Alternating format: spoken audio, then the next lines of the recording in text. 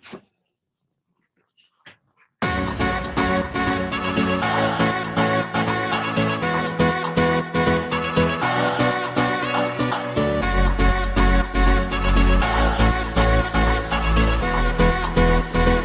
worst possible thing you could say when you walk into a car dealership. I spent 5 years with Mercedes-Benz, 5 with General Motors, and the worst thing a person could say when they walk in is, if you could just get me to this payment, we got a deal.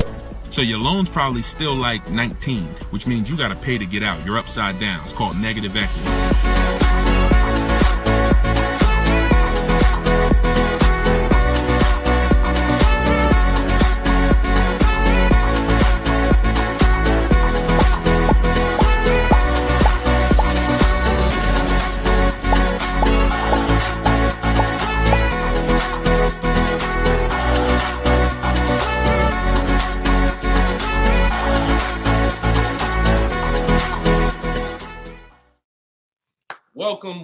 Welcome to episode 4 of Car Shopping Questions and Answers. We are live on 4 platforms: Instagram, YouTube, TikTok, and Facebook.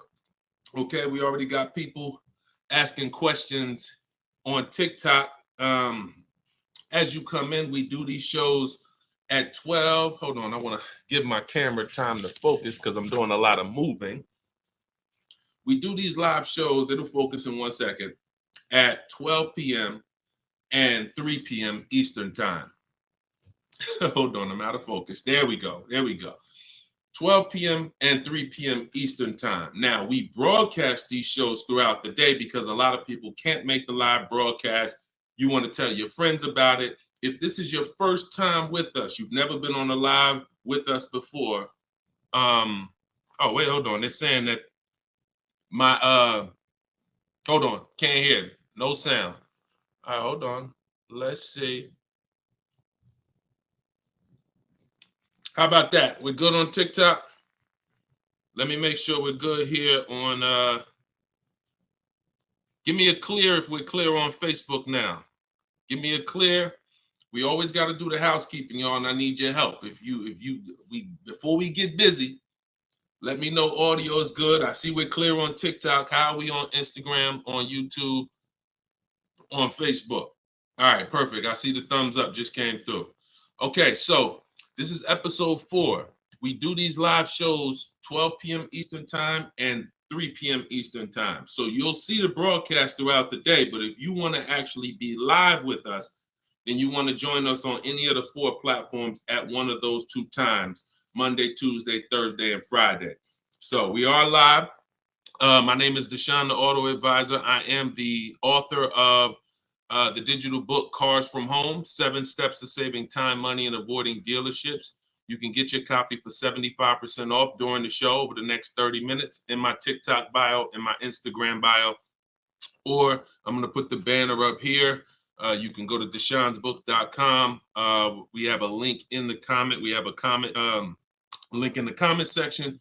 So I want you to start typing your questions.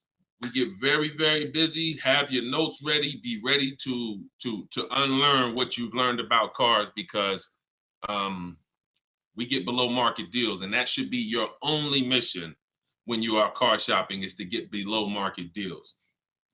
All right. Now, one thing that I want to discuss. Okay, matter of fact, let's go. Go ahead, throw that up. Let's go to Frankie's question.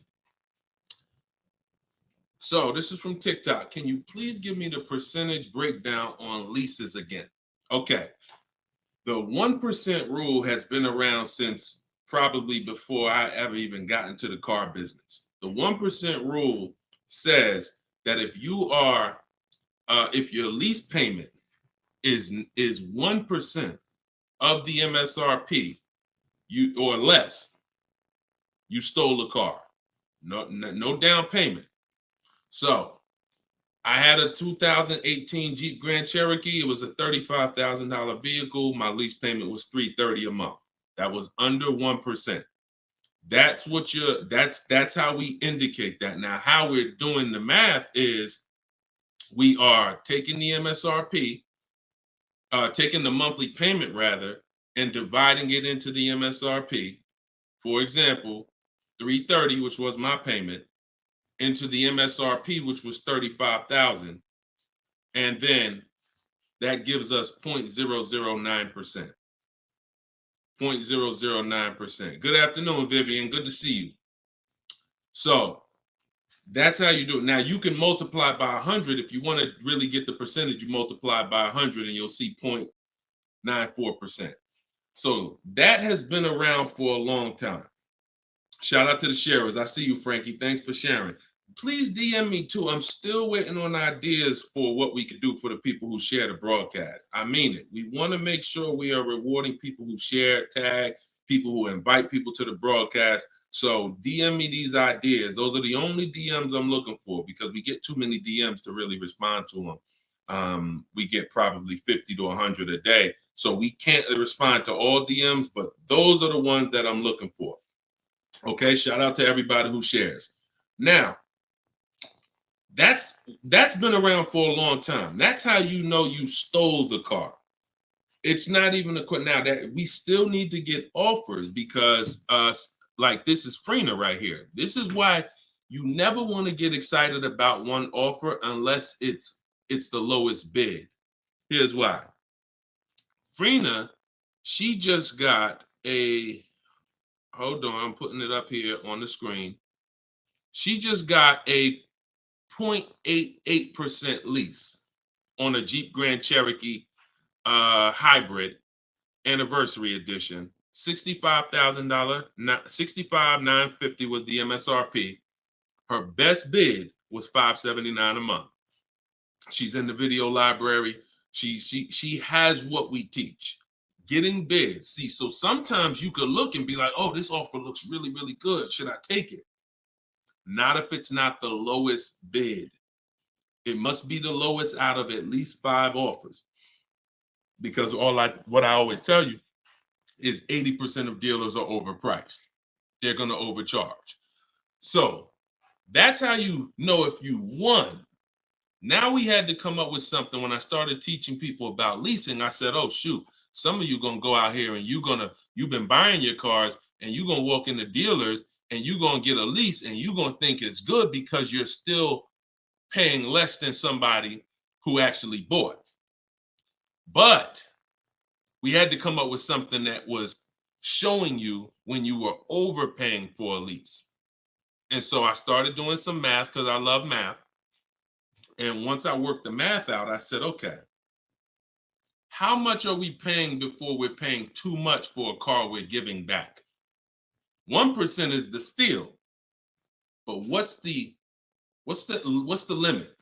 And I started looking at how cars depreciate, how much car, if you bought it, how much the car would depreciate.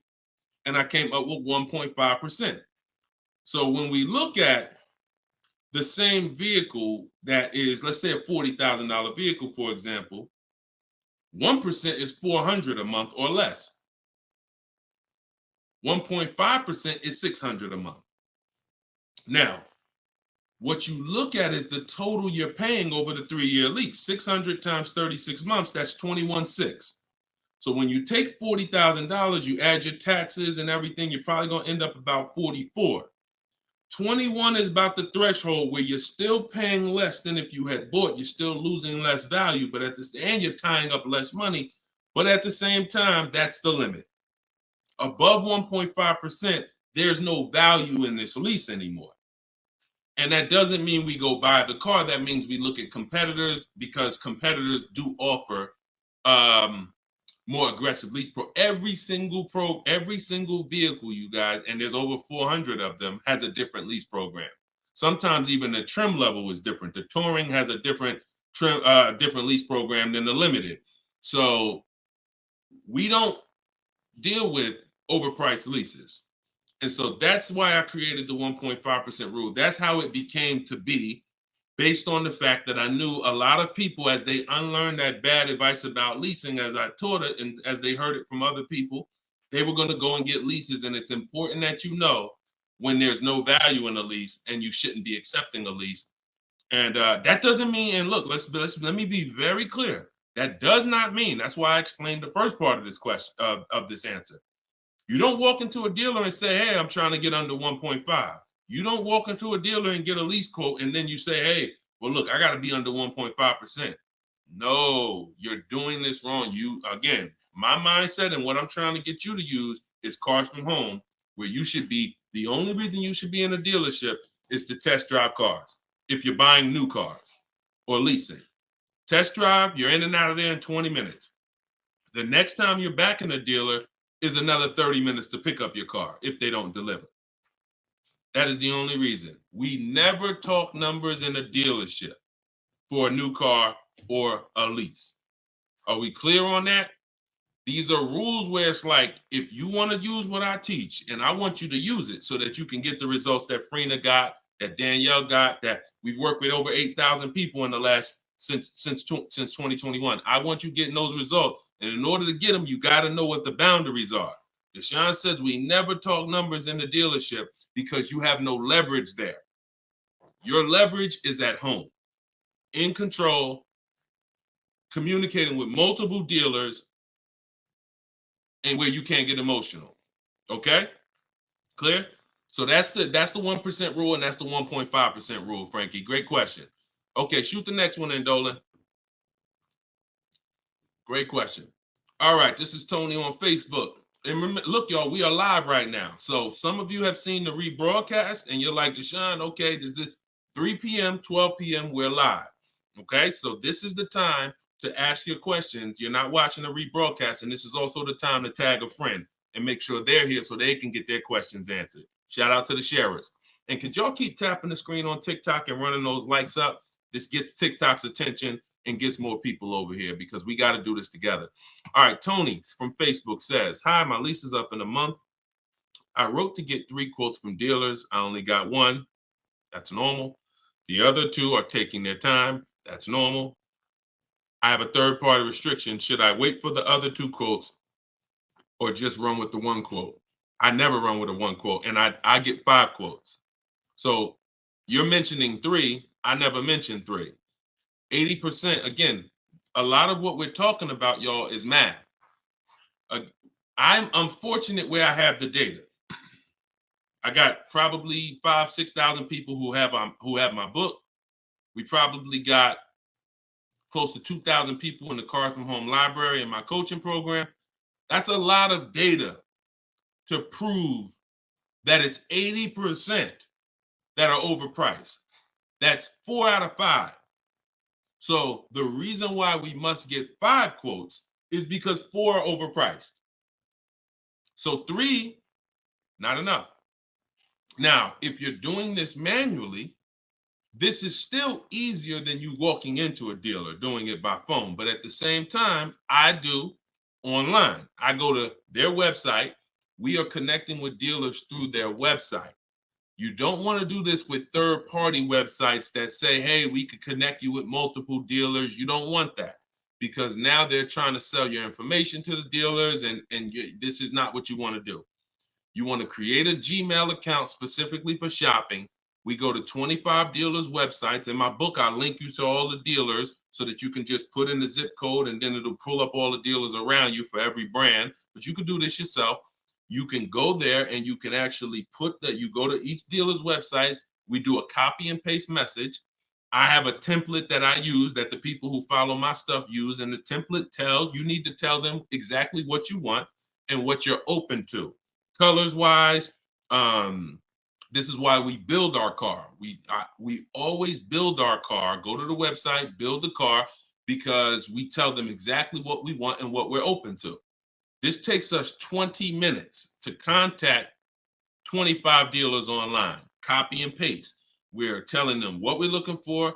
Hey, these are the colors I'm open to, blue, black, or silver. These are the trim levels I'm open to, limited or touring. We're telling them this is these are the package, these are my must-haves. I need the big sunroof. All of that has to go in to see, it's not that you're not car shopping online. You're just now you're car shopping against people who their job is to make money. And so if you don't have what I'm telling you I've responded to hundreds of internet requests when I work for the dealers. If you're here for the first time, type a 1. If this is your first time ever being on a broadcast with us, type a 1. I want you to know a little something about me. I was inside car dealers for 14 years, responding to these quotes. So the reason why I'm giving you the exact strategies is because I know there's so many things that you're not trained to give the dealership that they need. They can't give you a quote without it. They can't shop correctly, without it. Okay, shout out to the first time people. Could everybody type welcome to the first time people? If you've been on here before, type welcome to the first time people. Now, once you give them that information, you're copy and pasting that. Copy, paste, copy, paste, copy, paste. You're doing that with 25 dealers. And then that creates the conversation to see where the dealers are actually coming, where the deals are coming from. But you need to see who has a car first. You need to see who has a car first. So, oh, you're talking about selling the lease. Okay, you're earlier in the process. Understood, Tony. Okay, perfect. No, just talk to another used car manager. And you want to have conversations because one, your car is worth different things to different people. You need at least 3 for that. You're on point. Yes, 3 quotes for your lease buyout. For your old car from 3 different used car managers. And if the 2 are not getting back to you, then just move on to other ones. But be aware, you should be using those values you got online from the online buyers to see if you have equity, because not everyone has equity. The whole purpose of the equity assessment is to make sure you're not leaving any money on the table. That's the purpose. But there's no guarantee. Many people have turned their leases in not knowing that they should have done an equity assessment, and then the dealership sitting on $2,000, $3,000, $4,000, $5,000, $6,000 that they didn't know about. That's what we want to prevent. So if you do those offers and you see you have $3,000, $4,000 in equity, now that's when you bring it here. If you do those offers and you're at a break even or $1,000, then that's not always worth it, because those used car managers are not going to match the highest offer. So be aware of that. But if you have equity there, then yeah, 3 used car managers, that's how you make a move. Okay? Fight for your money. This is your money. If you end up making $1,500 out the deal even, and it took you 2 hours, where do you make $750 an hour at? $750 an hour. So this is your money. And if you don't fight for your money, someone else will definitely cash the check. All right? Tyler said, send the next one in. Tyler said, F&I director here in Houston of 2 large stores. Your content is great. I appreciate you, Tyler. This is the 20% right here. See, the 20% can always admit when we're doing something to help the market. The 80% will come on here and be like, oh man, this guy couldn't make it in the car business. Now he's teaching. All right, go ahead. Shoot the next one up, Dolan. This one's from Facebook. What's up, John? Instagram, y'all not typing enough questions. And Instagram, just so you know, the easiest platform to share on is Instagram, because you hit that little arrow, it looks like a paper plane, and it'll let you go down your Instagram friend list and send this broadcast out to probably 10, 15, 20 people. Okay? Don't cheat your friends. All right? Shout out to the sharers.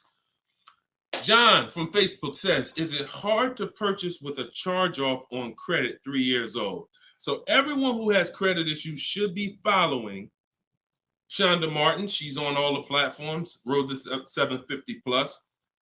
And you should be working on getting your credit to the point where you can qualify for the best programs. And you don't need an 800 credit score to qualify for the best programs. You usually need close to 680, 690 will usually qualify you for most tier 1 leases. Now there are some cars that have super tier where you tier A1 plus, but that's not most leases. That's not your standard everyday cars that most of us are leasing or buying. So the question is, the answer is, if you don't need a car, then you should be working on your credit. If you need a car, then there's nothing you can do. You need to make a move. And so I recommend a company like Limbuzz. We're always going to give the dealer a chance to match or beat our offer. So whoever we end up buying our car from, some of you have been taught never let the dealer participate. That's costing you money because the dealer has 7, 10, 12 banks on their end. Now, if they're trying to beat and earn your business, now that's a winning position. See, check this out. When you have a finance manager who's saying this about you, what's the highest interest rate you think they'll pay?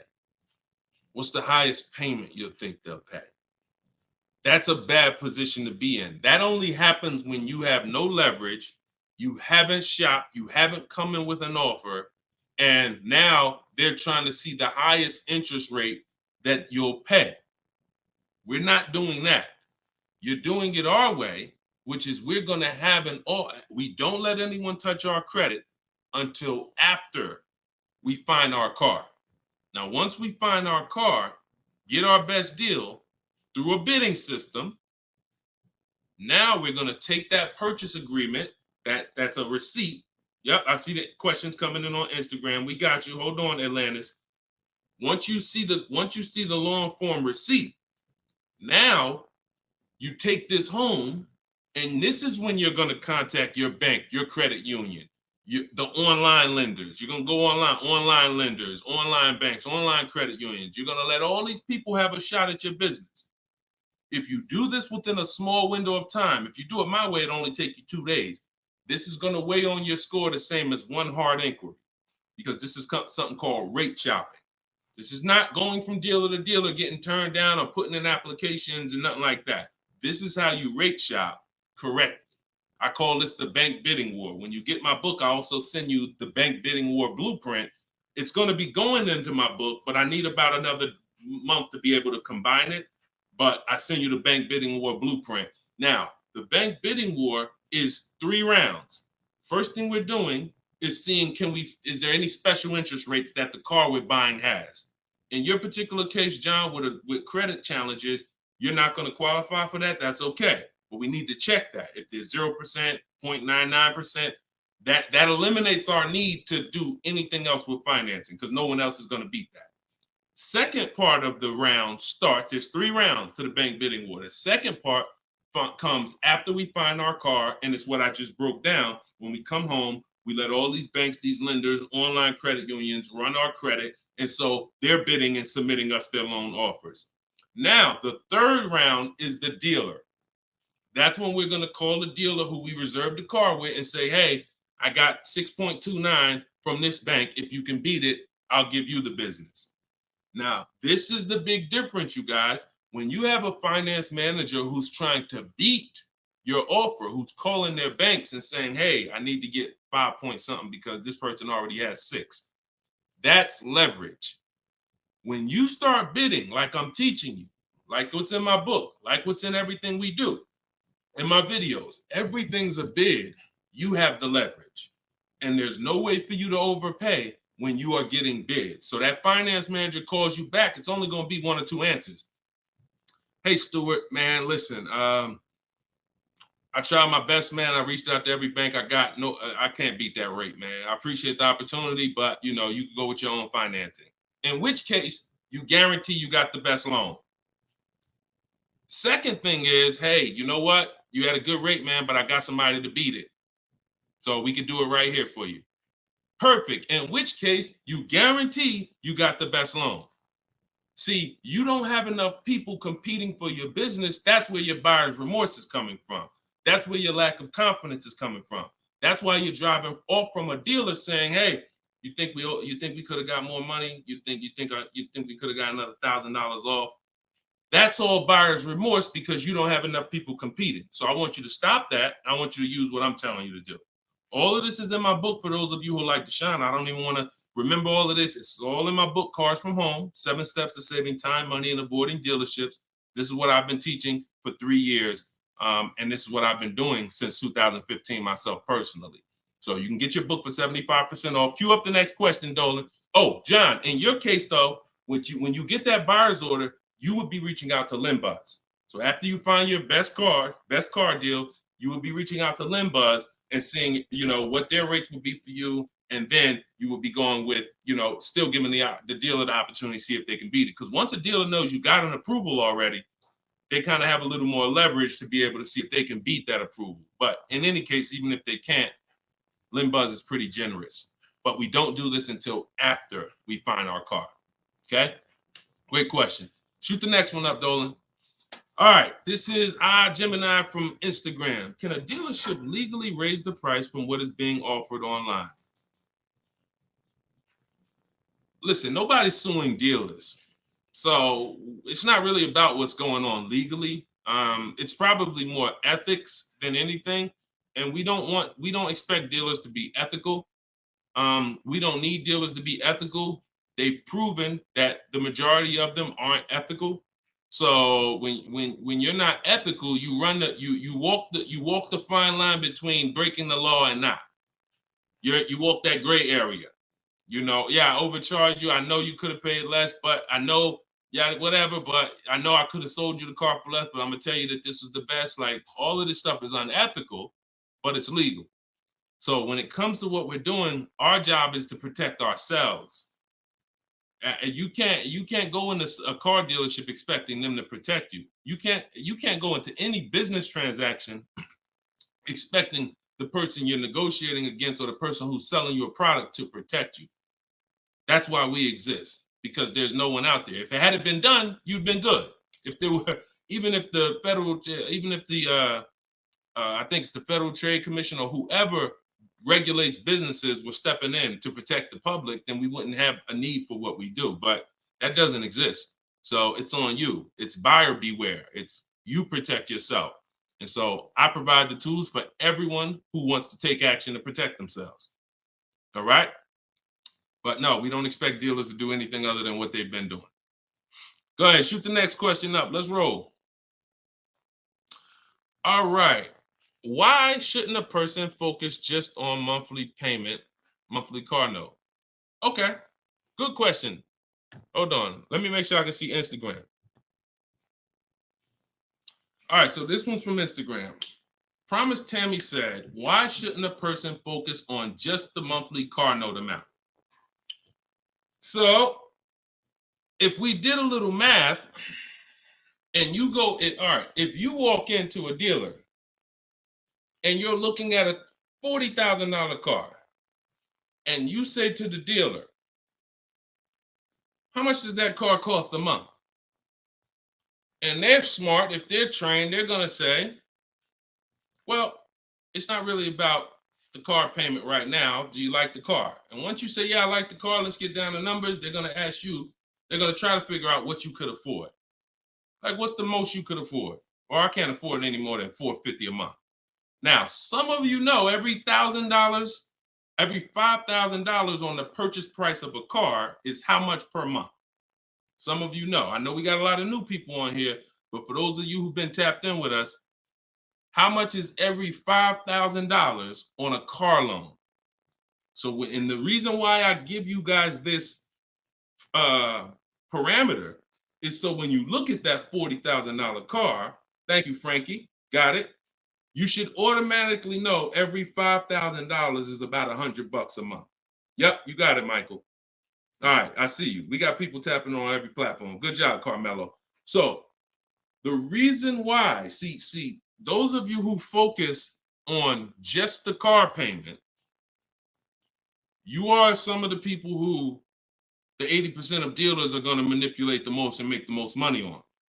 Because when you come in, if you don't realize that $40,000 car is in no way close to $450 a month, now you have someone who's going to try to manipulate the loan to make that car $450 a month somehow. Now, it's usually going to end with you having a super long loan. So I've had people come to me years ago, friends that would say, Deshone, what you think about this deal? I say, man, let me look at the paperwork. And I see, man, you know the loan is 96 months? Nah, man, I didn't even know that. Yeah, the loan is 96 months. What is that, 8 years? 84 months is 7 years, 96 months is 8 years. So you're out the door at an 8-year loan. Now, I'm not gonna assume you know why that's bad. So I'll say that an 8-year loan leads to too much interest, and it's what it is, because if they got you an 8-year loan, it's certainly at a high interest rate, because banks know that those loans, people who need 8-year loans are risky. People who need 8-year loans, they got to protect themselves, because typically the car may have problems in the long run. When you go down, see, the whole point with a shorter loan, 5-6 years, some people want to be conservative, you take 4 years, but you want that car paid off by the time maintenance comes, by the time repairs start being needed, because cars need repairs every now and then. So you want the car paid off. They know that if we give this person an 8-year loan, typically they're probably going to have issues around year 7, year 6, even depending on the age of the car. So the length of loan, I teach something called the rule of 72 and the 10th birthday. I will not in any way co-sign anyone getting a loan longer than 72 months, which is 6 years, because we don't have, see, what's the longest loan, a mortgage, that any of you would take? Let's keep a real fast dialogue going. All of this is to really answer the question that Tammy's asking, which a lot of other people have. So we need to indicate why this makes a difference. The longest mortgage most of you are going to take is 30 years. Mortgage. There are 40-year mortgages available. There's 50-year mortgages available. No one on here said, yo, I do a 50-year mortgage. Why? Because we already know inherently anything longer than 30, that means we can't afford this house. That means we're looking at the wrong house. So we had to make sure we created boundaries so that you understand, okay, if I got to take a loan longer than 6 years on a car, that's telling me I can't afford the car. So once I get my best price, I should already be able to afford that car with a 6-year loan or less. And I combine that with the 10th birthday. So when you look at your car, you should have your car paid off by the 10th birthday. You're taking a lot of risk if you got a loan on the car past its 10th birthday. A lot of the times I was in a dealership, people came in with problems, big repairs, and they still had car payments. Car's 10 years old, 11 years old, and they still got car payments. You could run the risk of being in trouble, because that car could be in the shop. Some of you have experienced this. Car's in the shop, and you still got a monthly payment due every month. Now, this is disaster, and that's what we're trying to prevent. That's why we don't focus on the monthly payment. When we're purchasing a car, we are only focused on the price of the car. We need to, before we even think about monthly payment, how about this? We need to make sure we're getting the car for the lowest price possible. Because some people go in and like, hey, the car's 40 grand. Well, what if another dealer will sell it to me for 35? Once I get the lowest price, then I'm concerned with what my monthly payment is going to be. So there's steps to this. But yeah, don't focus on monthly payment, and just stay committed to what we're teaching, and you'll learn, and you'll see why, even more information of why that's bad. But we want you to understand the numbers, okay? Typically, you focus on monthly payments, you don't quite understand the numbers, but you will. All right, this one's from TikTok. Can you give us some tips about co-signing? Ooh, I have a very, very, very strict rule when it comes to co-signing. Now, some people, you're not going to like this. Some people will tell you this is bad advice. It's just my opinion. I've seen tons of horror stories. I've seen people walk into the dealership. I've seen young people who will co-sign, who will use up people's credit, co-signing, and just burn them, because no one cares about, if you don't care about your own credit, you certainly don't care about someone else's in a lot of cases. So, but I do have some rules, because sometimes it's going to make sense. When you can pay, if a person does not pay, then you're good. Example, my daughter, we're going to get her a car.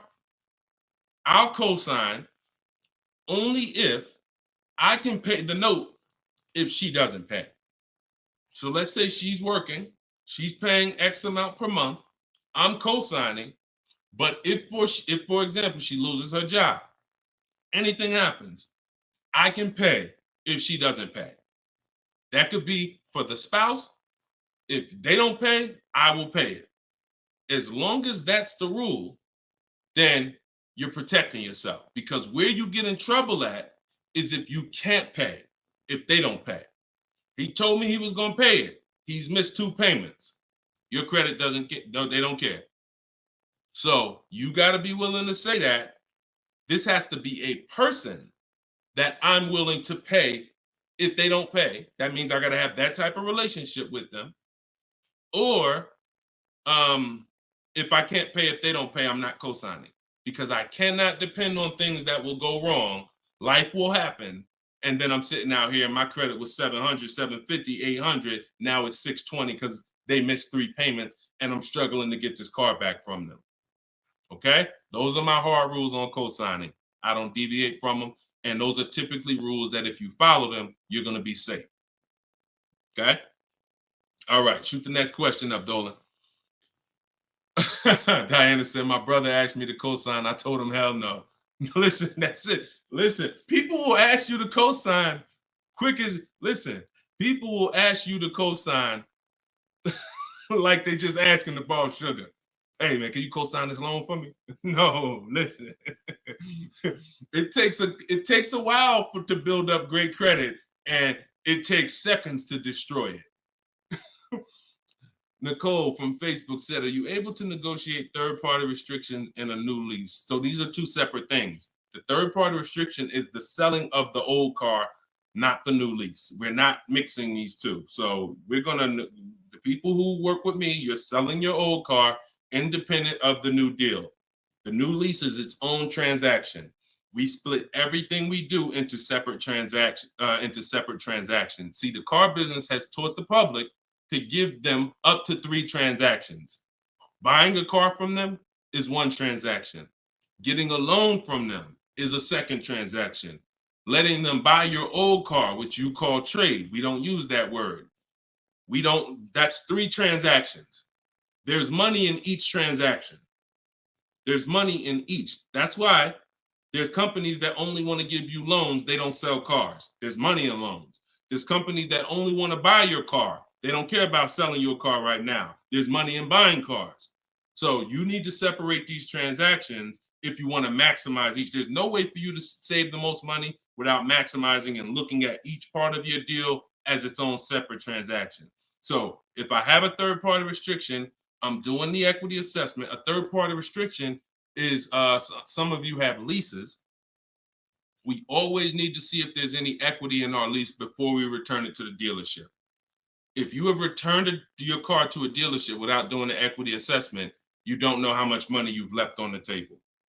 Because if there's $2,000 or $3,000 of equity in your car, the dealer's keeping that, and that's their money. So, or the bank's keeping it when they sell it, that's their money. It's probably the dealer will find a way to buy it, and it's their money. So when we look at an equity assessment, we're going to do it at all times.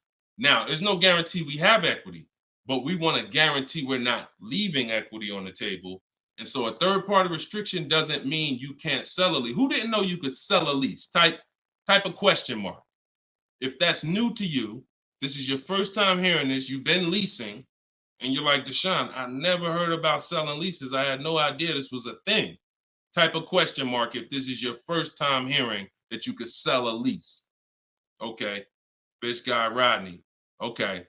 See, so more information is coming out. Okay. Fairy Godmother. Okay. Emil. Okay, I'm sorry. I just tore your name up. Sorry. So as you change Shamir on Instagram. So when we look at this, we got to see that the things that we don't know cost us money. So now it's like, once they saw people, because we helped out probably thousands of people in the pandemic sell their leases, used car values, resale values were crazy. So we had people making $5,000, $10,000, $12,000 selling their leases. I sold my Jeep Grand Cherokee lease. I made $8,900 after I drove it for 42 months because I extended the lease and then I sold it. My mother, she drove her car. She made $10,200. Now those numbers don't exist anymore because values have come back down. But there's still people who are going to make 3, going to make 2, going to make 4, depending on your car. Now, every car doesn't have equity.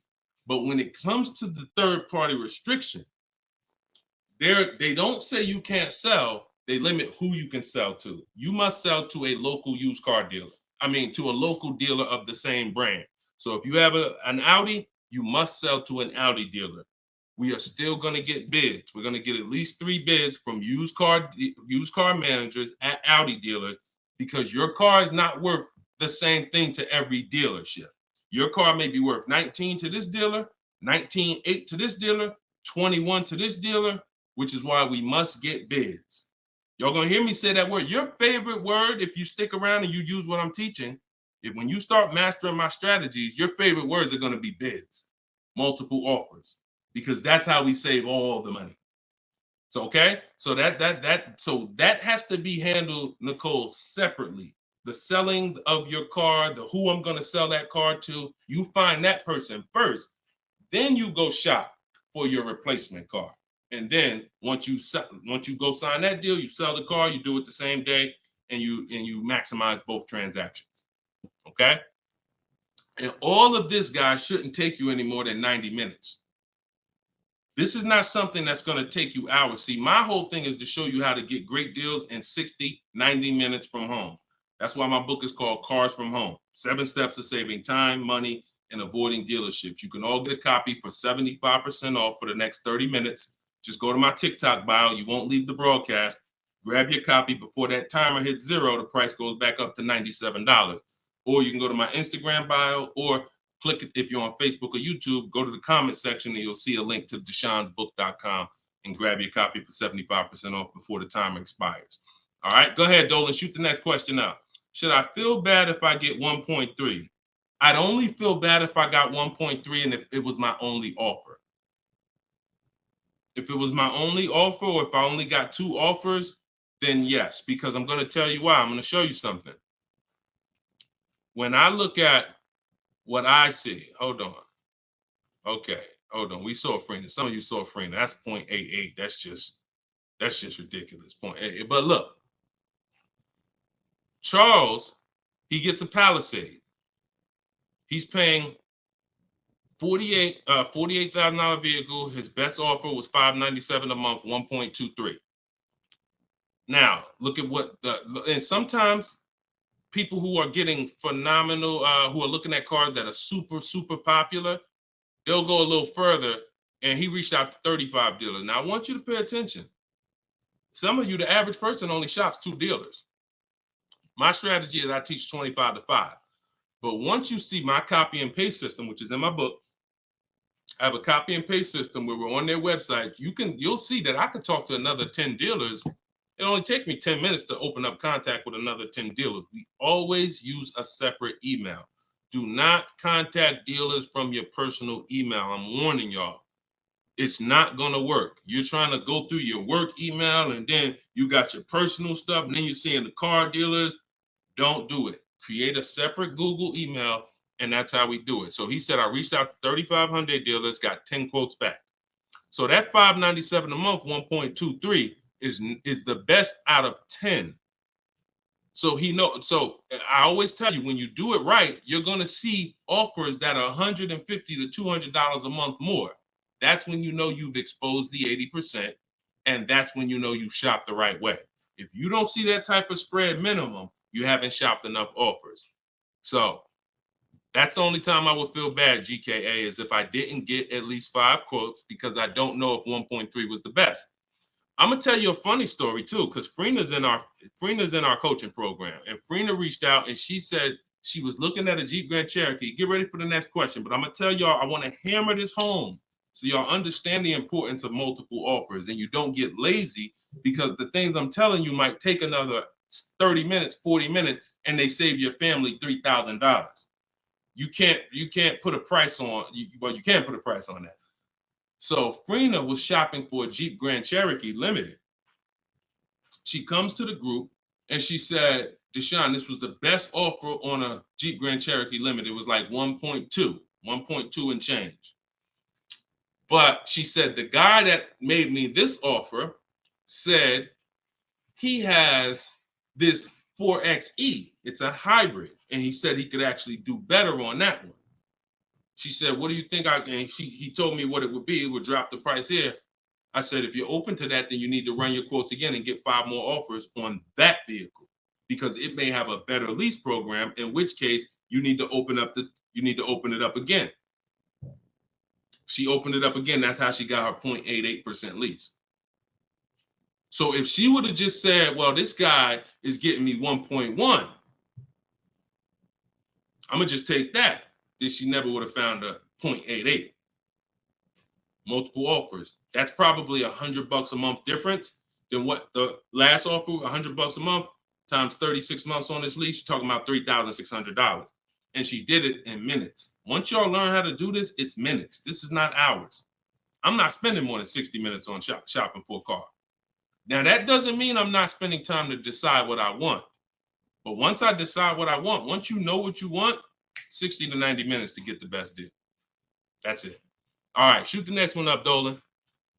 Keep the questions coming, y'all. We are live every day at 3 p.m. Eastern time. Well, not every day. Monday, Tuesday, Wednesday, Thursday, and Friday. Monday, Tuesday, Thursday, and Friday at noon and 3 p.m. So this is our live show. Okay. Throughout the day, though, you may see a broadcast and you'll know, okay, you'll still be able to get value because most of the people who are asking the questions on here are asking the same questions you would have asked. So go ahead, Dolan, shoot it out. This is Raymond from YouTube. How do you structure a lease? So the first thing you want to do is look at the car you're thinking about leasing, and we like to use a 1.25% formula estimate to see if we should be even looking at that car. Okay? So if I'm looking at a car that's $40,000, I'm doing a 1.25% estimate. I'm multiplying it by 0.0125. And then I'm going to see, 40,000. I'm multiplying that by 0.0125, and that comes out to 500. So that's going to tell me if I'm looking to be at 300, that's not the car that I'm going to be looking for in most cases.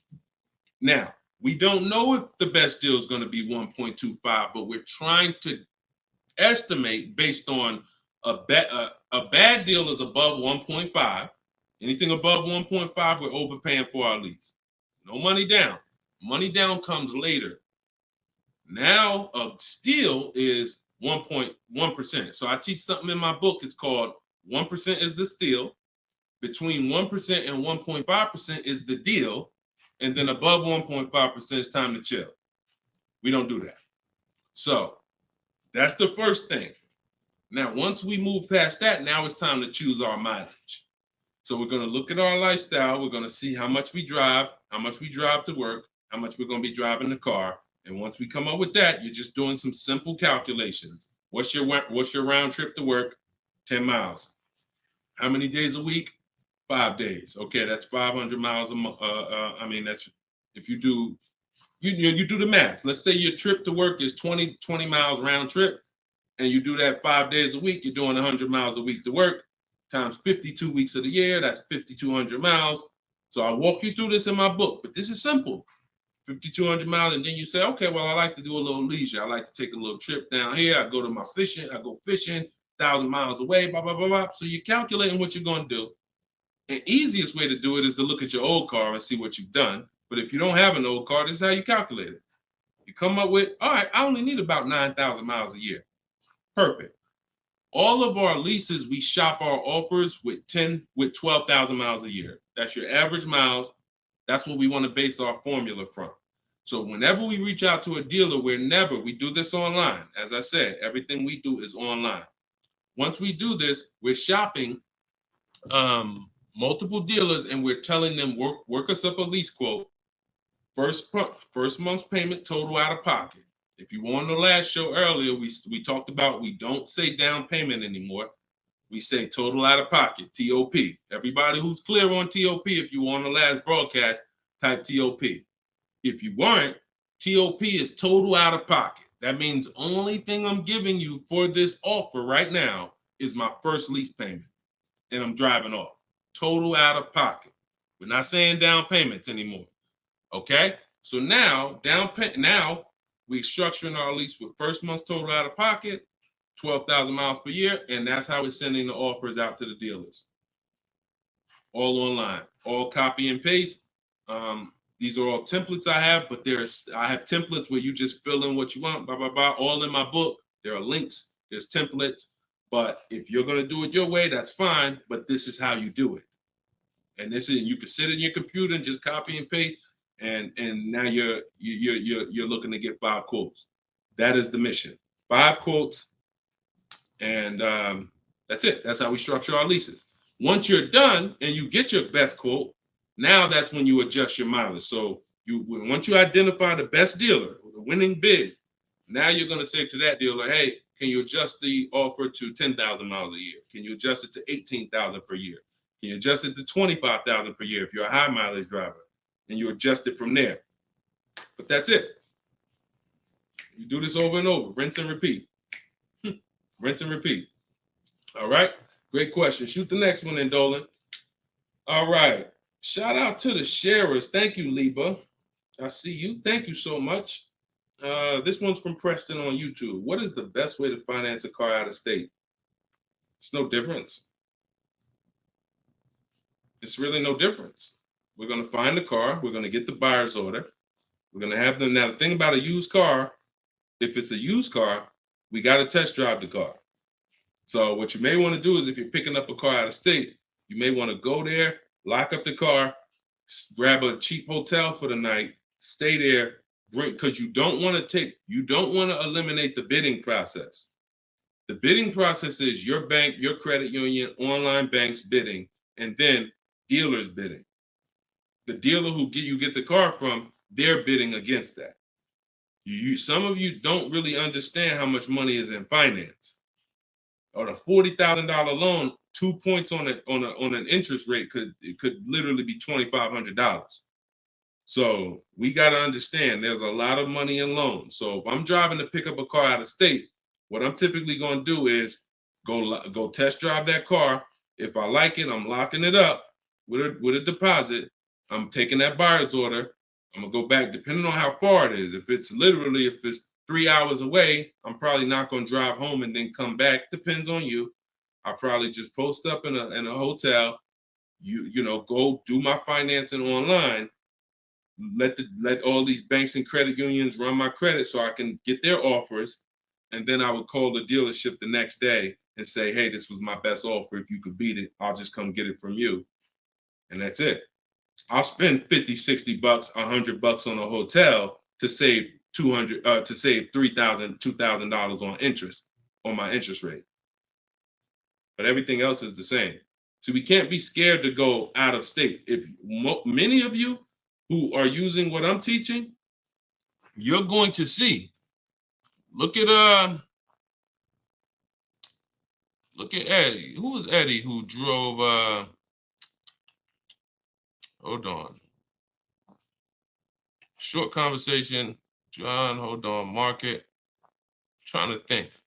I'll see many of who I'm going to share with you. You'll see, they'll say when they're picking up their car, I'm driving 45 minutes. I'm driving an hour and a half away. Look at Sean. Perfect example. Sean, he's also in our coach. Now, I don't want you to think, oh, I got to be in Deshaun's coaching program. There's just some people who are. The information's in the book. We got the video library. For those of you who are like, okay, I like videos to go along with the book. That's fine. I link you to some videos in the book. But then there's some people who coach with me, and I can talk personally to them. So Sean comes on here, and he comes into the group. He said, he sends this. Look at the amount. He said, I'm looking at some advice on this F-150 Lightning XLT. It's a $73,000 truck. The dealer discounted it $4,900 and then revealed that there was a $15,500 rebate. His total savings is over $20,000 off this truck. So I'm like, all right. Now me, being who I am, I don't know if that's the best. 2015, I sold 2 Maybachs. They had $20,000 rebates on them. So we don't know if this is the best. I haven't seen, this is what I said to him. I haven't seen the other offers yet, but I'm assuming you got at least 5. You're saving over $20,000 on this with this discount and rebate, but the only way to know is to compare to the other offers.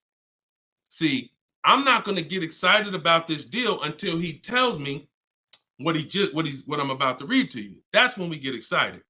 He said, guess I could have put a little more info on here. Yes, I got about 15 quotes. You see the difference? This is what I want you to get. BK Dollar, this is what I want you to get. Liba, this is what I want you to get. Everybody watching, the money is in multiple offers. The reason why you're not saving, you're just not getting enough offers. So he says, I ended up expanding my search to 150 miles outside my area to find this deal.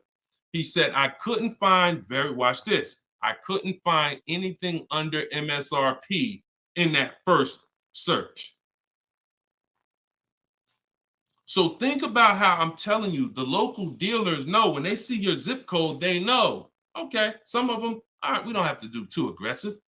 But those dealers that are an hour and a half away, when they see your inquiry, they're like, oh, listen, this is a person we never would have saw before. What is it going to hurt us to blow this truck out? And we take a deal from one of our competitors' markets. We'd love to see our license plate frame over in their market. That's how we win. So he ends up saving over $20,000, and he doesn't mind driving 150 miles to go get that truck. Why? Because every mile he drives is dollars he's picking up.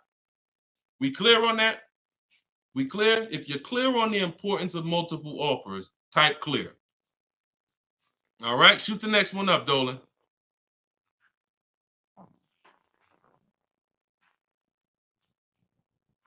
Okay, this one's from Instagram. Atlanta's Black Gabriel, or Gabrielle. I think it's Gabriel, my fault. So, in the market for a new Chevy or used Chevy Malibu, what's the best route, leasing or financing? How many years are you keeping the car? If the answer is 8, then you should be buying. If it's at least 8, see, I teach something. My book is called Cars from Home, 7 Steps to Save Time, Money, and Avoid Dealerships. Everything I do, when you go, the video library that we have, your best deal in 7 days, 7 steps. These are not going to change. The first step is the foundation to your deal. The first step is the foundation to your deal, which is lease or buy. Because you cannot get a good deal if you bought when you should have leased. It's impossible. Because the amount of money you're going to pay on the purchase is going to be too much if you buy brand new. And if you buy pre-owned, it's going to be about the same amount you'll pay. So when you buy, if you're not keeping your car 8 years and you buy a used car, 3-4 years old, and then you trade it in 5 or 6 years, you're going to pay the same amount or even a little more than someone who got a great lease deal and drove brand new vehicles. So it's all about how many years you're keeping the car. If you're keeping the car, if you're like Deshone, there's no way I'm keeping the car 8 years. That's not my style. Then you should be shopping from this day forward for aggressive lease deals. Now, once you find a car that you love, or if your spouse says, you know what, I don't switch cars like that. I keep a car 8, 10, 12 years. Then we purchase for them. We're going to purchase. But for those who are not keeping their cars 8 years, you are losing thousands and thousands and thousands of dollars not leasing cars. Thousands, thousands and thousands and thousands and thousands. All right? That's the 8-year rule. It's the most important question. It's the first thing you ask when you are car shopping and you're ready to car shop. How many years am I keeping this car? 8 or less, we lease. Less than 8, we lease. More than 8, we buy. That's how we avoid the depreciation. So go ahead. It's a hard rule. You want a follow-up question to that, or anybody want to? Because I know some of you are like, Deshone, I was taught never lease. Whatever. You want to follow up to that question? That's perfectly fine. But that's the rule. And it's the rule based on money. I've seen thousands of scenarios, and I spend years and all my time shouting from the hills so people could understand how much money they're losing by not getting good lease deals or not leasing at all. Okay, go ahead, shoot the next one up, Dolan. Okay, this one's from TikTok. All right, Peyton. Do dealerships finance used cars too? Yeah, sure. Absolutely. But we don't finance, dealers are our last offer for financing, never our first. So what you should do is you should go watch the replay from earlier, episode 3. This is episode 4 of Car Shopping Questions and Answers. We do these lives Monday, Tuesday, Thursday, and Friday 12 p.m. Eastern time and 3 p.m. Eastern time. For those of you who are like, because I want you to be able to tell your friends. Today, some of you are going to run into people who are car shopping. You need to be telling them, hey, you got to check this guy, Deshone the Auto Advisor. He does this show, live show, 12 o'clock, 3 o'clock, Monday, Tuesday, Thursday, and Friday. But you want to watch episode 3 where we went into detail about how we don't find it. In fact, earlier, I think we talked about it early on this episode. Your financing should be independent from the dealer. The dealer should be your last offer for financing. Because what you're asking for, that's 2 transactions. You're giving them 2 transactions of business. You're giving them the purchase of a car, and then you're giving them the selling you of your loan. So what we do is we separate these transactions and we get bids for each. So the only way I'm dealing with a dealer, the only way you're going to be dealing with a dealer is if they've won the bid, which means if I'm looking for a used car, you won the bid out of all the used cars. Like, all right, give you an example. This is Vincent. Vincent got a 3-year-old Lincoln Corsair, premium trim level, under 45,000 miles, clean Carfax, inspection, all from the comfort of home.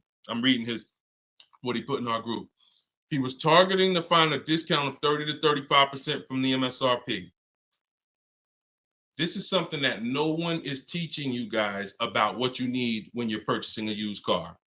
If you're going to be purchasing a used car in the future, or your next car, or if you bought a used car in the past, type the letter U.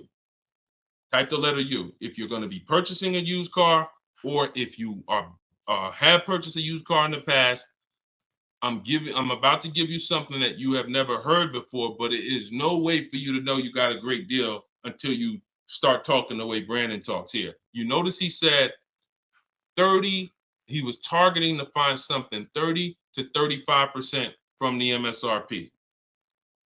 In order for us to know, I see you, Shelby. I see you, Emma. I see you, Katarina. I see you, Raymond. Okay, perfect. Atlanta's Black Gate. All right, a lot of people. Okay, so when you are shopping for a used car, let me tell you a story, give you an example, all right? So I was shopping for my pre-owned Infiniti truck 3 months, a little over a year ago. I narrowed it down to 3. Now, I narrowed it down based on title history, service records, accident history. We talked about this in the last episode, episode 4. Title history, service record, episode 3 rather. You can see it on YouTube. And if you're on YouTube, please make sure you subscribe and please hit the like button. It matters because that shows the algorithm that we talking business over here, that more people need to be here. So when I narrowed this down now I get to, like, I think I narrowed it down to my top 4. They were all white. They're all within 30, they're all within $1,500 of each other. Now, here's the problem. This is where it gets complex for you. Because I'm looking at one that they're asking 30,000 and change, one they're asking 31,000, one they're asking 31,800. You know, they're all within $1,500, $2,000 of each other. Similar miles. On the outside, they all look similar. Without knowing, I created something called the true value percentage. What is the true value percentage? It's not what the website says is a good deal. It's the percentage off of what the vehicle was when it was brand new. So I pulled the window sticker for each of these vehicles. I pulled the window sticker, and what do I see? Now I teach you how to do this in my book. I teach you this entire process, but I'm walking you through it. Exactly. I pull the window sticker. You can get it from Carfax, depending on if Carfax has a deal with that manufacturer. Carfax has window stickers. Now, what do I see? One car is 46,000 when it was brand new. Now they're asking 31 and change. Okay. One car is 48 when it was brand new. They're asking 31 and change. One car was 52 and one car was 54.5. That's the one I got. So you see how in one instance we were confused. You would be confused. You sitting here like, yeah, Deshone, that's hard because they all look the same. They all similar price. How do we know? Once we find out the original MSRP, not only do we find out what the original equipment is that's in the vehicle, which is helpful. I wanted to know this is an edition 30, got all these special features. That's helpful to know too. But more important than that even is to know that that car was a $54,500 car that they were asking $31,800 for, which means I got a 42% discount. That is something we created called the true value percentage. And that's how we make sure we choose the right used car when we're ready to pick the final one.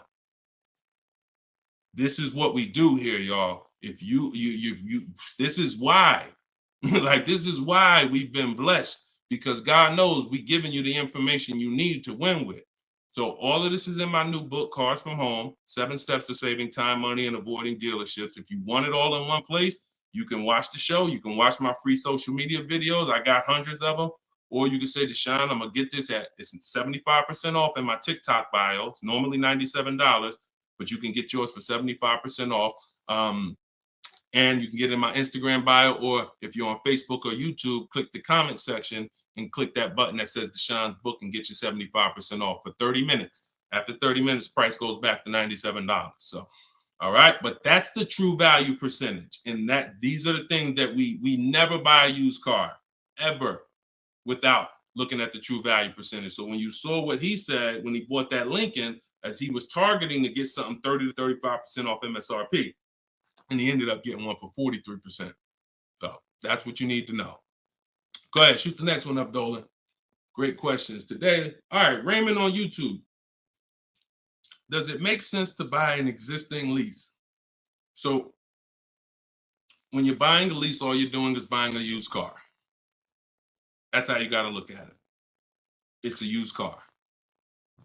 It's just, it may be your car. If you're buying your lease out, it's a very different. See, what I see most times is people want to buy their lease because they don't know how to shop.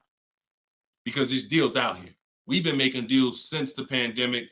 I started our video library. We started that in 2021, November. Middle of the pandemic, when people were paying ridiculous prices over with some, the 80%, they were cashing the biggest check they've ever cashed in their lives. Like in their lives, they were like, and we were getting deals all since then. Felicia came in. She was our first person in our program who got a BMW. She saved $1,950 January 2022. And so we when you get bids, you reveal. That's why we don't pay attention to nothing out there. I don't care what anyone says, what any dealer says does not matter to me. That does not matter, because I know that if we got deals all through the pandemic, oh, forget it. That's why this market, we're killing it even more.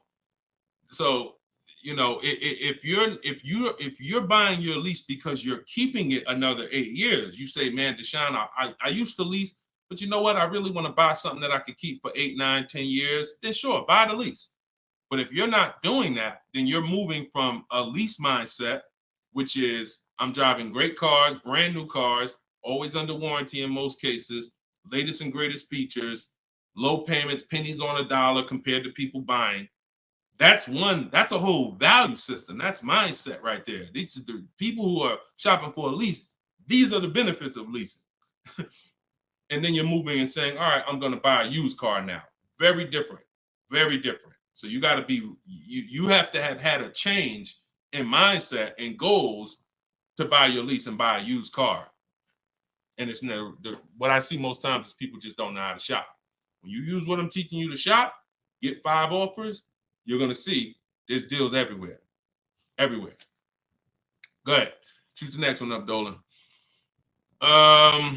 You can't pay me to negotiate your lease because I do this in 90 minutes and I'm teaching you to fish. You know, I've had people who used to buy cars from me. Hold on, keep that question up from Nicole, but I saw this person on TikTok.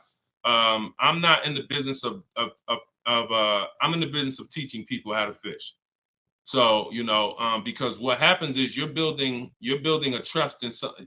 Like if you're not willing to learn what it takes to do this in 90 minutes from home, like I'm teaching you, then you are the same type of person. That same mindset will lead you to go into dealers because you're just lazy and scared. Now, I'm not saying that's you. I'm warning you to not let that be you. I'm warning you you can't pay me enough. I'm not in that business. I'm in the business of helping people all around the country. It don't matter what you pay. Of course I don't think you would ever, You even asked me to work for free. I'm telling you though, that's not the business I'm in, because we can help thousands of people all around the country. But you're not realizing that your transaction is a 5-figure transaction. There's nothing else in this world that you're going to give that type of control. If you were going to start a business and it was going to take a $30,000 decision, $30,000 of your money, would you ever be looking and saying, oh, could you do this for me? You see, we do things with cars because we've been programmed to do them with cars. Car dealers have made you so scared that you've been programmed to do something, but you never do it with anything else. You never do it with a house. You wouldn't say, hey, I'll pay you to get my house for me. I'll pay you to, start this business for me. No, it's only cars. So when you realize that this stuff is easy, that old way of going into dealers and going back and forth, see, you're thinking of the old way. You're thinking, oh, I need somebody to tag along with me. Yeah, I got Deshone sitting over there next to me. I wouldn't be there because I'm at home. Where you see me at, where you see me at is exactly where I got my Infinity truck. I just told you about the deal.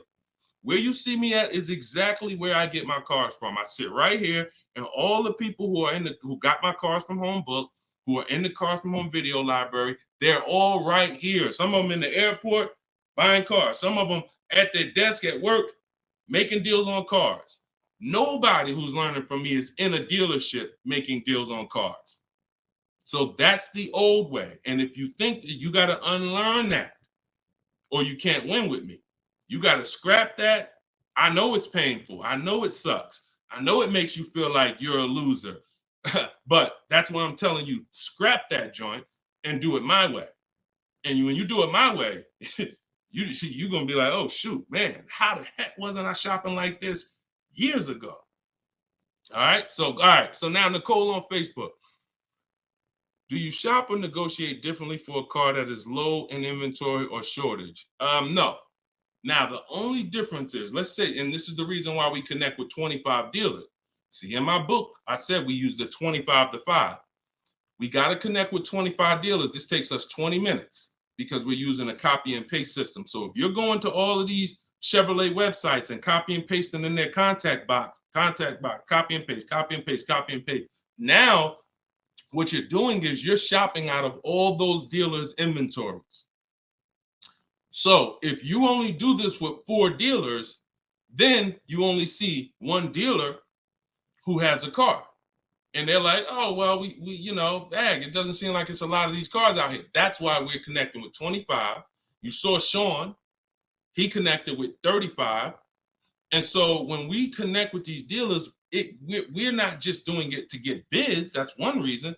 But we also know out of all these 25 dealers, probably 10 of them have a car that matches what I would want.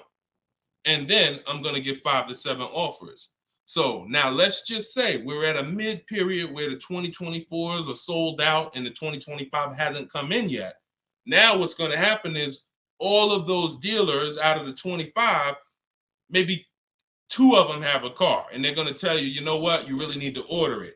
That's not because it's a low inventory. That's because you're usually in between model years, and the old one has sold out, and the new ones, they're waiting for it to come in. But it doesn't change the way we shop. And sometimes we will order. If I'm purchasing, I'm more likely to order because I'll get bids, and then I'll take the car. But if I'm leasing, we're less likely to order because we don't know what the lease program is going to be. See, I could get a dealer that discounts the car for me $3,000. We had a person in our group, and they were getting a new BMW X4, the X4M, like the performance edition. We had a dealer, their best bid, the dealer was taking off $3,000 off MSRP. So, but the lease program is what we didn't know. And once the car came and they put the lease program on it, we saw that it was over 1.5%. So even at that discount, wow, we saved $3,000. Now, if she was purchasing it, that's a win. $3,000 off, beat everybody else. So I don't mind ordering if I'm purchasing. But on a lease, I'm less likely to order because I don't know what the lease program is going to be until the car gets here. Okay, but yeah, that the process doesn't change. It just we have little caveats based on on low inventory. Okay, process is the same. Nothing changes our 7-step process. Nothing. All right, go ahead, Dolan. Shoot the next one up. All right, great questions today. We got Jermaine, Facebook. So how do you transition out of a finance into a lease? Instagram, y'all not asking a lot of questions to. All right, hold on. Get blooming chosen one. All right, hold on. All right, Jermaine from Facebook says, how do you transition out of a finance to a lease? All right, perfect. So now what I like about this question, Jermaine, is you've already answered the most important question, which is how many years am I keeping the next car? That's step one in our 7-step system. You've already answered that because you've determined I should be leasing. Now the next step is equity assessment. Equity assessment. Call the bank. You don't have to worry about third-party restrictions or nothing because you're not leasing. I mean, you're not coming out of a lease, rather. So you're going to call your bank, get your payoff. You're going to take 20 minutes, go on CarMax, Driveway, Carvana, Kelly's Blue Book Instant Cash Offer, AutoNation Sell My Car, Car Guru Sell My Car. Get those 6 offers. That's going to tell you if you have equity, break even, or if you have negative equity. That's your next step. Don't do anything else until you do that. Okay? See, we always have to account for our current asset before we start moving forward. What happens if he has $3,000 in equity? That means he has $3,000. He could either apply towards his next deal, or he could put that money in his bank account and, maybe he leases the next car with no money out of pocket. So equity assessment always comes, even before we budget, before we plan our mileage, before we do anything, equity assessment is what we do. All right? All right, shoot that next one up. Shoot that one up from Instagram if you got it, Dolan. It might have took you a minute, but because we got it's comments from everywhere, y'all. No matter. Okay, here we go. For your calculator, why doesn't it negotiate to the lowest offer? My calculator is the best. My calculator is the best thing that exists because it takes all the offers you get. By the way, y'all, what she's talking about. And you got to be specific because I do have multiple calculators that I've created in my book, multiple softwares where you plug in stuff and it spits out so one of the calculators that I have is the counter offer calculator. So we never accept a deal until we send a counter. So what we do is we take the counters. We take all the offers we get, we plug them into my calculator. Whether it's a lease or whether it's several types. One is for leasing, one is for cash purchases and financing. Now, when you're financing, you're always getting your deals with tax and everything included, all in. So what it does is it takes all the offers, you plug them in, and then it spits out which one is the best, and it counters everyone based on the best offer. So let's just say a dealer says, I'm going to do a 1.1% lease. And then this dealer says 1.2, this dealer says 1.3, 1.5. It's not countering all the high offers based on their high offers. It's countering all the offers based on the lowest offer. Because if the 1.1% lease was presented to us, that means any of the dealer could have did it. So now we're calling out the 80% and letting them know that if this dealer offered me 1.1%, then you all could have done it too. You're just choosing not to do it, in which case that's what the 80% do. So we counter every single one. We even counter the lowest one. And some people in the group will say, Deshone, man, this dealer is the lowest, man. Should I be countering them for another $50 less? I say you must counter. Because you don't know if there's another $10, $50, $20. If you don't counter until a person tells you there's no more room, even if they're the lowest, that's not the best deal. So sometimes you counter the lowest offer, and the lowest offer will be like, listen, man, I gave you my best shot. I got nothing else. We know they're telling the truth because we got 4 or 5 other offers that are much higher than that.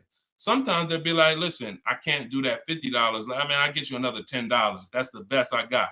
We know they're telling the truth because all the other offers are a whole lot higher.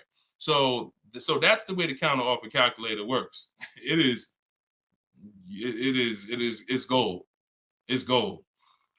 So all right, we had an hour and 19 minutes. We try to keep these broadcasts about an hour and 15. Every now and then we go a little over, but listen, y'all, we are live Monday, Tuesday, Thursday, and Friday 12 p.m. Mark your calendars. 12 p.m. Eastern time, 3 p.m. Eastern time. I'm hoping to, in the next couple of days, have a link in my bios so that people will be able to actually go to our calendar, put a reminder, but you know it. 12 p.m. Eastern time, 3 p.m. Eastern time, Monday, Tuesday, Thursday, and Friday. And this whole broadcast is sponsored by, if you just jumped on, I'm the creator. I'm the author of the book, the digital book, Cars from Home, 7 Steps to Saving Time, Money, and Avoiding Dealerships. You can get it for 75% off. It's normally $97. But if you, as long as you get there before the timer hits 0, you can get it for $24 in my TikTok bio, in my Instagram bio, or you could go to deshonsbook.com in the comment section on YouTube or Facebook. Get your copy for 75% off. I'm also the creator of the Cars from Home video library, and I've coached over probably 1,500 people now since 2021. So we've been doing this. Everything I'm teaching you is proven. And I'm going to tell you, just like I tell my coaching students, when you get my book, see, I don't do questions and answers for my book, y'all. See, there's people who DM me. First of all, I don't even see DMs. The reason why I can't do question and answers because there's no other author that does it. So I make myself available probably more than anybody. But when you buy the book, trust the process. If you don't see me say do it, don't do it. Do everything I say do. I tell everybody, even if they're in my coaching programs, you must trust the process that I'm giving you, and you got to unlearn your old process. Don't even think about your old process. Use my process, and I'll lead you to where you want to be at. Guaranteed. All right, so get your copy. I will see y'all all on the next broadcast. Tell your friends. Welcome to the new followers. Welcome to the new subscribers on YouTube. I appreciate y'all. We'll be back for episode 5. God bless you.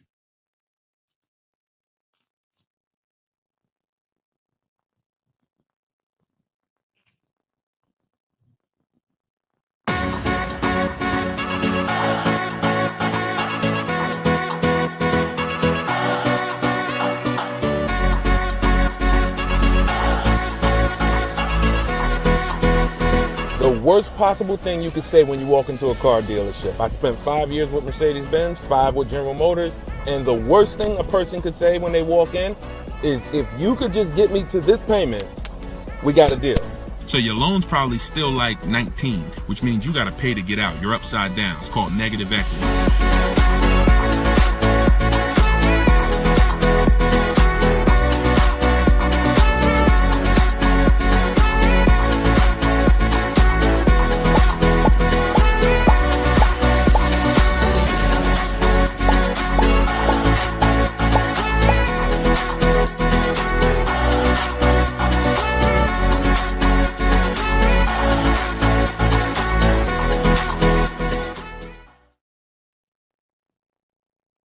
What's going on? What's going on? Welcome everybody to Wednesday, 12 noon car shopping Q&A. This is episode 5. We do these live shows 12 p.m. We're not going to usually be doing Wednesday, but I said, you know what? Let's throw in a special 12 p.m. Wednesday. So we are actually live. I know some of you may watch the broadcast because we do rebroadcast these lives, but this is actually live, and we're going to be talking and taking questions right now. So as you come in, if you could hit the share button and tag a friend. I'm just getting us up on TikTok right now. I got to make sure I keep people out who are under 18. So come on in. I'm going to share this. If you don't know me, if this is your first time seeing a show with me, type the number 1. Type the number 1 if this is your first time. Welcome back to people who have been here with us in the past or on previous shows. My name is Deshone the Auto Advisor. I spent 14 years in the car business, 5 years with Mercedes, 5 years with General Motors. And now what I do is I show people who want to learn how to car shop from home and how to save more money from home than they're ever going to save in a dealership. So I'm the author of the book, the digital book, Cars from Home, 7 Steps to Saving Time, Money, and Avoiding Dealerships. And I'm also the creator of the Cars from Home video library, which is a step-by-step video platform. But anyone who's on here for the next 30 minutes, you can get a copy of my new book, Cars from Home, in my TikTok bio at 75% off. It's normally $97, but for 30 minutes, you can get it in my TikTok bio for 75% off, Instagram bio for 75% off. or you can go to deshonsbook.com in the Facebook comments or in the YouTube comments. But let's get busy. Get your copy for 75% on everything I'm going to be talking about on this show. Once again, this is live. It's Wednesday. This is a 12 p.m. noon show. So for those of you who may have seen the broadcast, this is actually live. So we can start typing our questions in. And my man Dolan's going to pull those questions in as you guys type them. And we're pulling questions from TikTok. We're pulling questions from Instagram. Shout out to TikTok. Y'all can start typing your car shopping questions. And let's get busy. What's up, Mike? What's up, Fancy Girl? What's going on, Crows fam? I see you back. Good to see you. What's up, Manly Snacks? Good to see everybody coming in on TikTok. And as you come in on TikTok, can you all start tapping the screen? If you're going to spend 10, 15 minutes with us, start tapping the screen, shooting those likes up. And then my man Dolan is going to bring in the first question when y'all type it. So Instagram, make sure y'all typing. Sometimes Facebook and YouTube, we notice y'all are a little slow. We need y'all to get a little faster because TikTok always types their questions fast. And Instagram usually types their questions fast, but Facebook, y'all got to get a little faster with y'all questions. So we know that y'all going to step up today and start getting your questions in. All right. I see one that came in from JC. You want to pull that one up, Dolan? On YouTube? Okay. Our best deals, are they made from the comfy confines of our home? Or should we hammer it out at the dealership going toe-to-toe, jab for jab with the salesman, finance, and sales managers? Well, you have no leverage when you're face-to-face with someone. And leverage is what gets you good deals. Leverage is what, we up to 500 likes on TikTok already. Shout out to y'all. Keep tapping the screen. Appreciate y'all. And tag a friend. Everybody bring your friends over. They need this just as much as you do. So what JC from YouTube just asks is it better?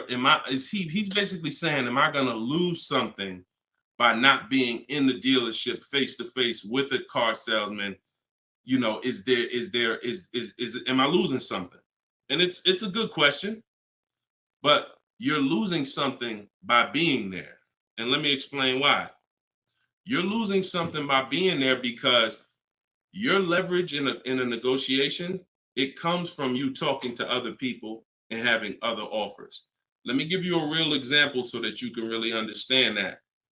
When people are negotiating for your business, you're going to save the most money without trying. You go into the supermarket. Do you have to try to find the best deal on laundry detergent? Do you have to try to find the best deal on anything, spaghetti sauce? No. Why?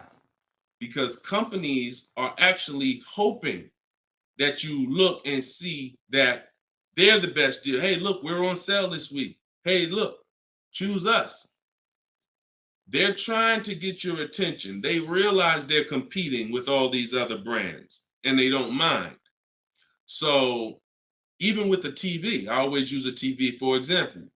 If you go out to buy a TV right now, is anybody on here worried about overpaying for a TV in 2024?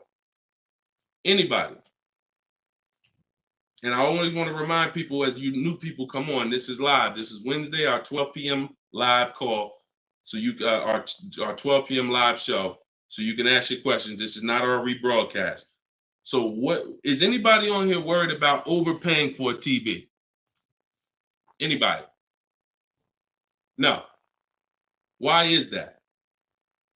Because you already know that companies are competing to sell you a TV. Sony, TCL, Samsung, all of these companies are competing. Therefore, you know you're not gonna overpay. That's what we bring to car buying. In a nutshell, y'all, if I can wrap up what I'm trying to show you with Cars From Home, the reason why my brand is called Cars From Home, my book is called Cars From Home, my library is called Cars. The reason is because it's a mindset. It's a mindset. You're bringing the same mindset you would bring to shop for your TV to cars. And you don't overpay. You don't have anybody on here worried about having buyer's remorse for the TV. Look, Fancy Girl, Kiki, no. Look, RJ Newscom, no. Look, look, Patrice on Instagram, no. So no one on here is worried about overpaying for any of these items that years ago, we used to be worried about overpaying for TVs, but not anymore. So when you start staying at home and getting multiple offers and kill your programming that the car business has programmed you into thinking that you need to go in, then you're going to see how much money you save quicker. Okay? Who's not a good negotiator? As you come on, I want y'all to answer this question. Who's not a good negotiator? I see you, Yayo. I see you. Okay, I see you, Fun Times. Welcome, Tone Bud. Who's not a good negotiator? Just type me if you're just, Deshone, it's not my thing. I'm not really, look, Crow's fan. No, I'm not. What's up, Tom? Julia? So all of these, look, John C. on Facebook. No. William on TikTok. No. All of these people are not yet. Danny on Instagram. So what I want to tell y'all is you no longer have to think you need to be a good negotiator to win with buying cars. You're going to start making people negotiate with each other. And that's multiple offers. So if you're buying your next car and it's a new car, you're going to get at least 5 offers from 5 different dealers. And if you're leasing your new car, you're going to get at least 5 offers from 5 different dealers while you're at home. And if you're buying a used car, you're going to stay at home. You're going to look at the entire used car market on all the marketplaces. I teach 8 marketplaces. You need to be everywhere a used car is. These are like if you were buying a TV, to continue to use that example, you wouldn't just be on Walmart.com, but not be on Amazon. You wouldn't skip Best Buy. You wouldn't skip PC. Wherever there's a TV, you would be. It's the same thing. And y'all are going to save more money than you've ever saved, easier. This is how you take control and have your confidence, and you are empowered. Okay? So that's the answer to your question, JC. You don't lose by being at home making dealers bid. You lose by being in dealers going one-on-one. Okay, great question. Shoot the next one up, Dolan.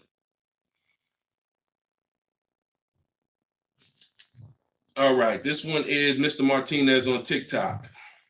Do they require a credit check with the request? Now, that's a good question. They'll make you think they do. Whenever somebody requests your credit for a quote, just know that that's a tactic. This is why you don't want to be in dealers talking. Remember this rule. Never talk numbers for a car in the dealership. Okay? Never talk numbers in the dealership. You want to only test drive the car. Now, it's a little different with a used car. New cars, leases, never talk numbers in the dealership because you have no leverage there. It's continuing to go back. You have no leverage inside the dealership. Now, when you are requesting your quote, you're going to the dealership site. In my book, my book is called Cars from Home, 7 Steps to Saving Time, Money, and Avoiding Dealerships. Everything that I'm teaching y'all is out of one of those 7 steps.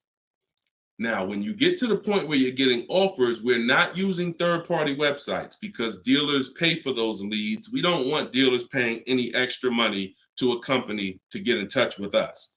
We want to go direct to dealers' websites.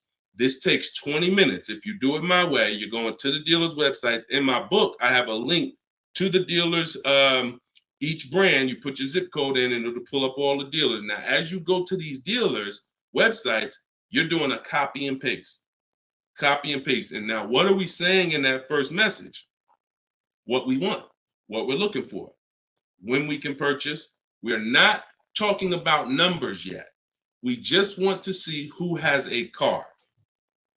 Now, once we see who has a car, now my strategy that I like you to start using, and some of you who have my book, you've used it already, is the 25 to 5. 25 to 5 is when you're connecting with 25 dealers online, and the goal is to get 5 offers. So, and the reason why we get 5 offers is because 80% are overpriced. So 4 of those 5 offers are usually going to be overpriced. That's when you know you did it right. So when we're getting our quote request, one dealer might say, I can't do it without credit. One of the things we say when we're requesting quotes for a lease is assume tier 1.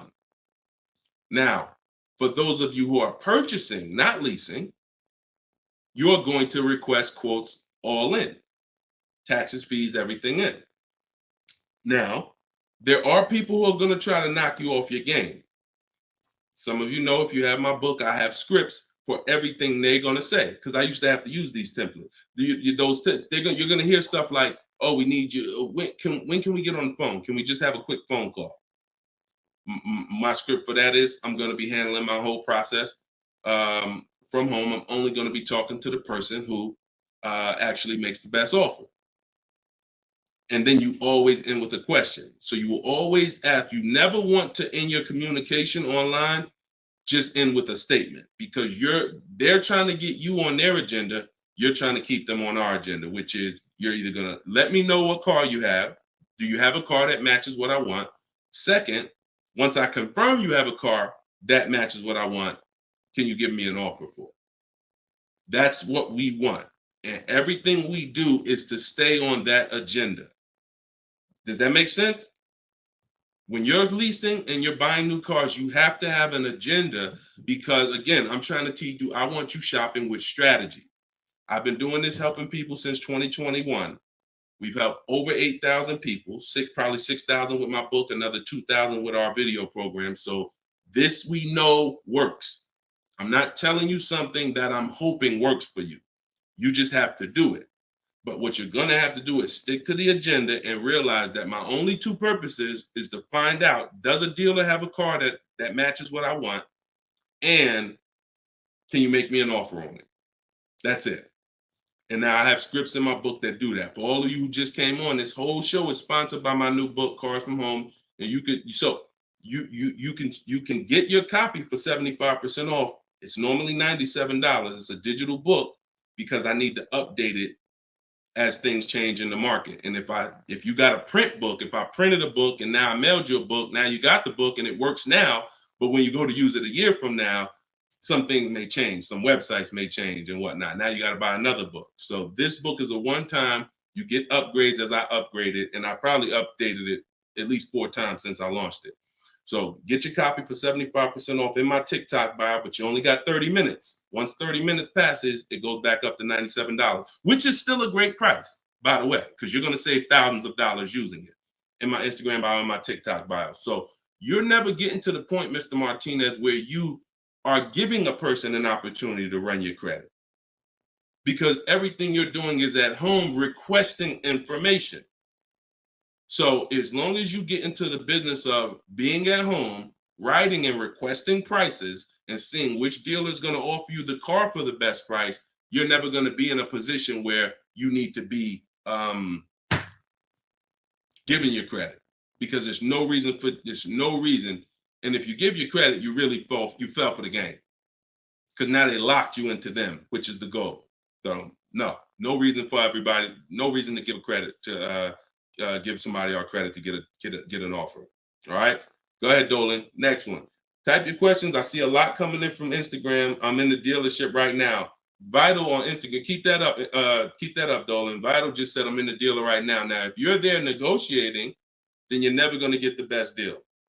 You're never going to get the best deal. Understand, y'all, I'm not playing games. For those of you who don't understand what we really do here, like, this is Greg right here. Greg used our strategies. He got a $56,000 Kia EV6 win.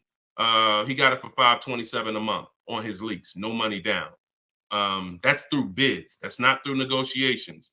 Danielle's lease, $44,000 Audi A3. She got it for $550 a month, no money down. You know, this is on a purchase here. Sean bought. And some of you may have these cars and look at your payments and you're going to say, Dag, Deshone, I got that same car, man, and I ain't get that price. That's why I'm trying to tell you to listen. And like, we're not regular here. And sometimes I think, like, I'm not the public. I could be in the car business making $200,000-$300,000 a year if I wanted to. This is not God's plan for me. I'm trying to give you the game but you got to understand who I am. This ship has sailed. We've been doing this for thousands of people since 2021.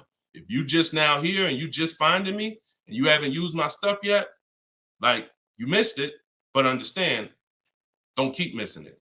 This Sean, he got this F-150 Lightning XLT, $73,000 truck, brand new truck. He saved over $20,000 getting bids my way.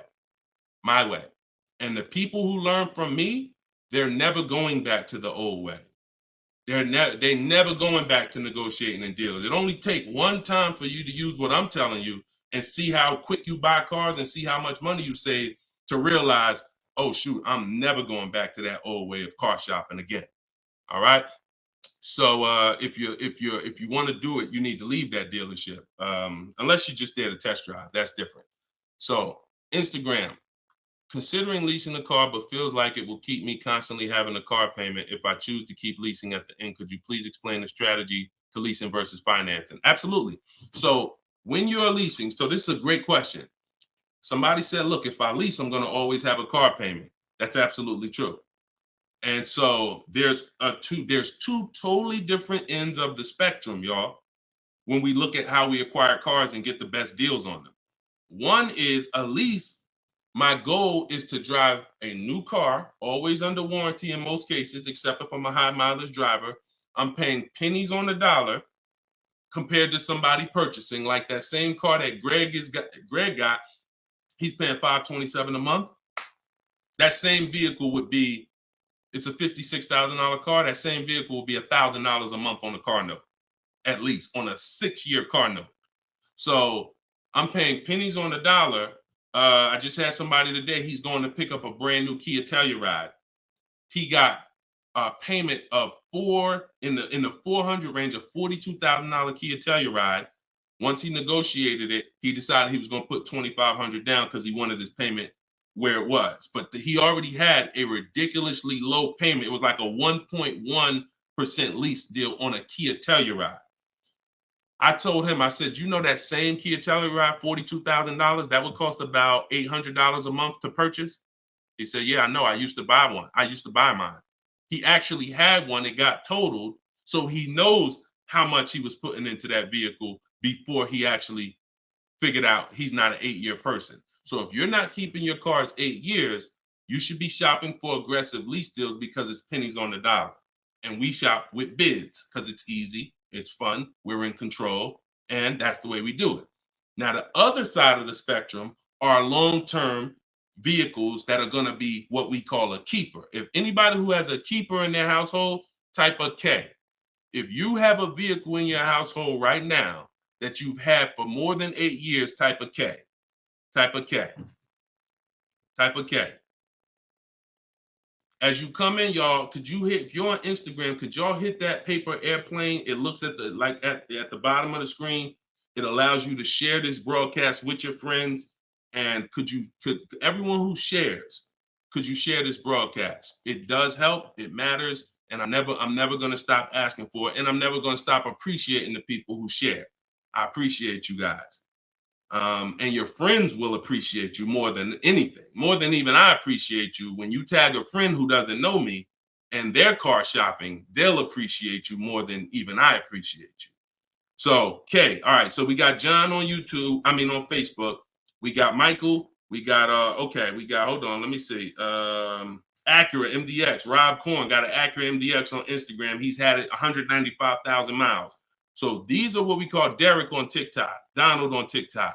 These are what we call keepers. These are vehicles that, again, someone asked a question about understanding if I always have a car payment, if I lease, can we please explain the strategy of leasing versus financing? I just told you the benefits of leasing. Now, all those benefits come at a price. Now, the other side of the spectrum is the long-term keeper vehicle where now we have outlived depreciation because the unseen expense is the one that's killing you. The unseen expense is depreciation.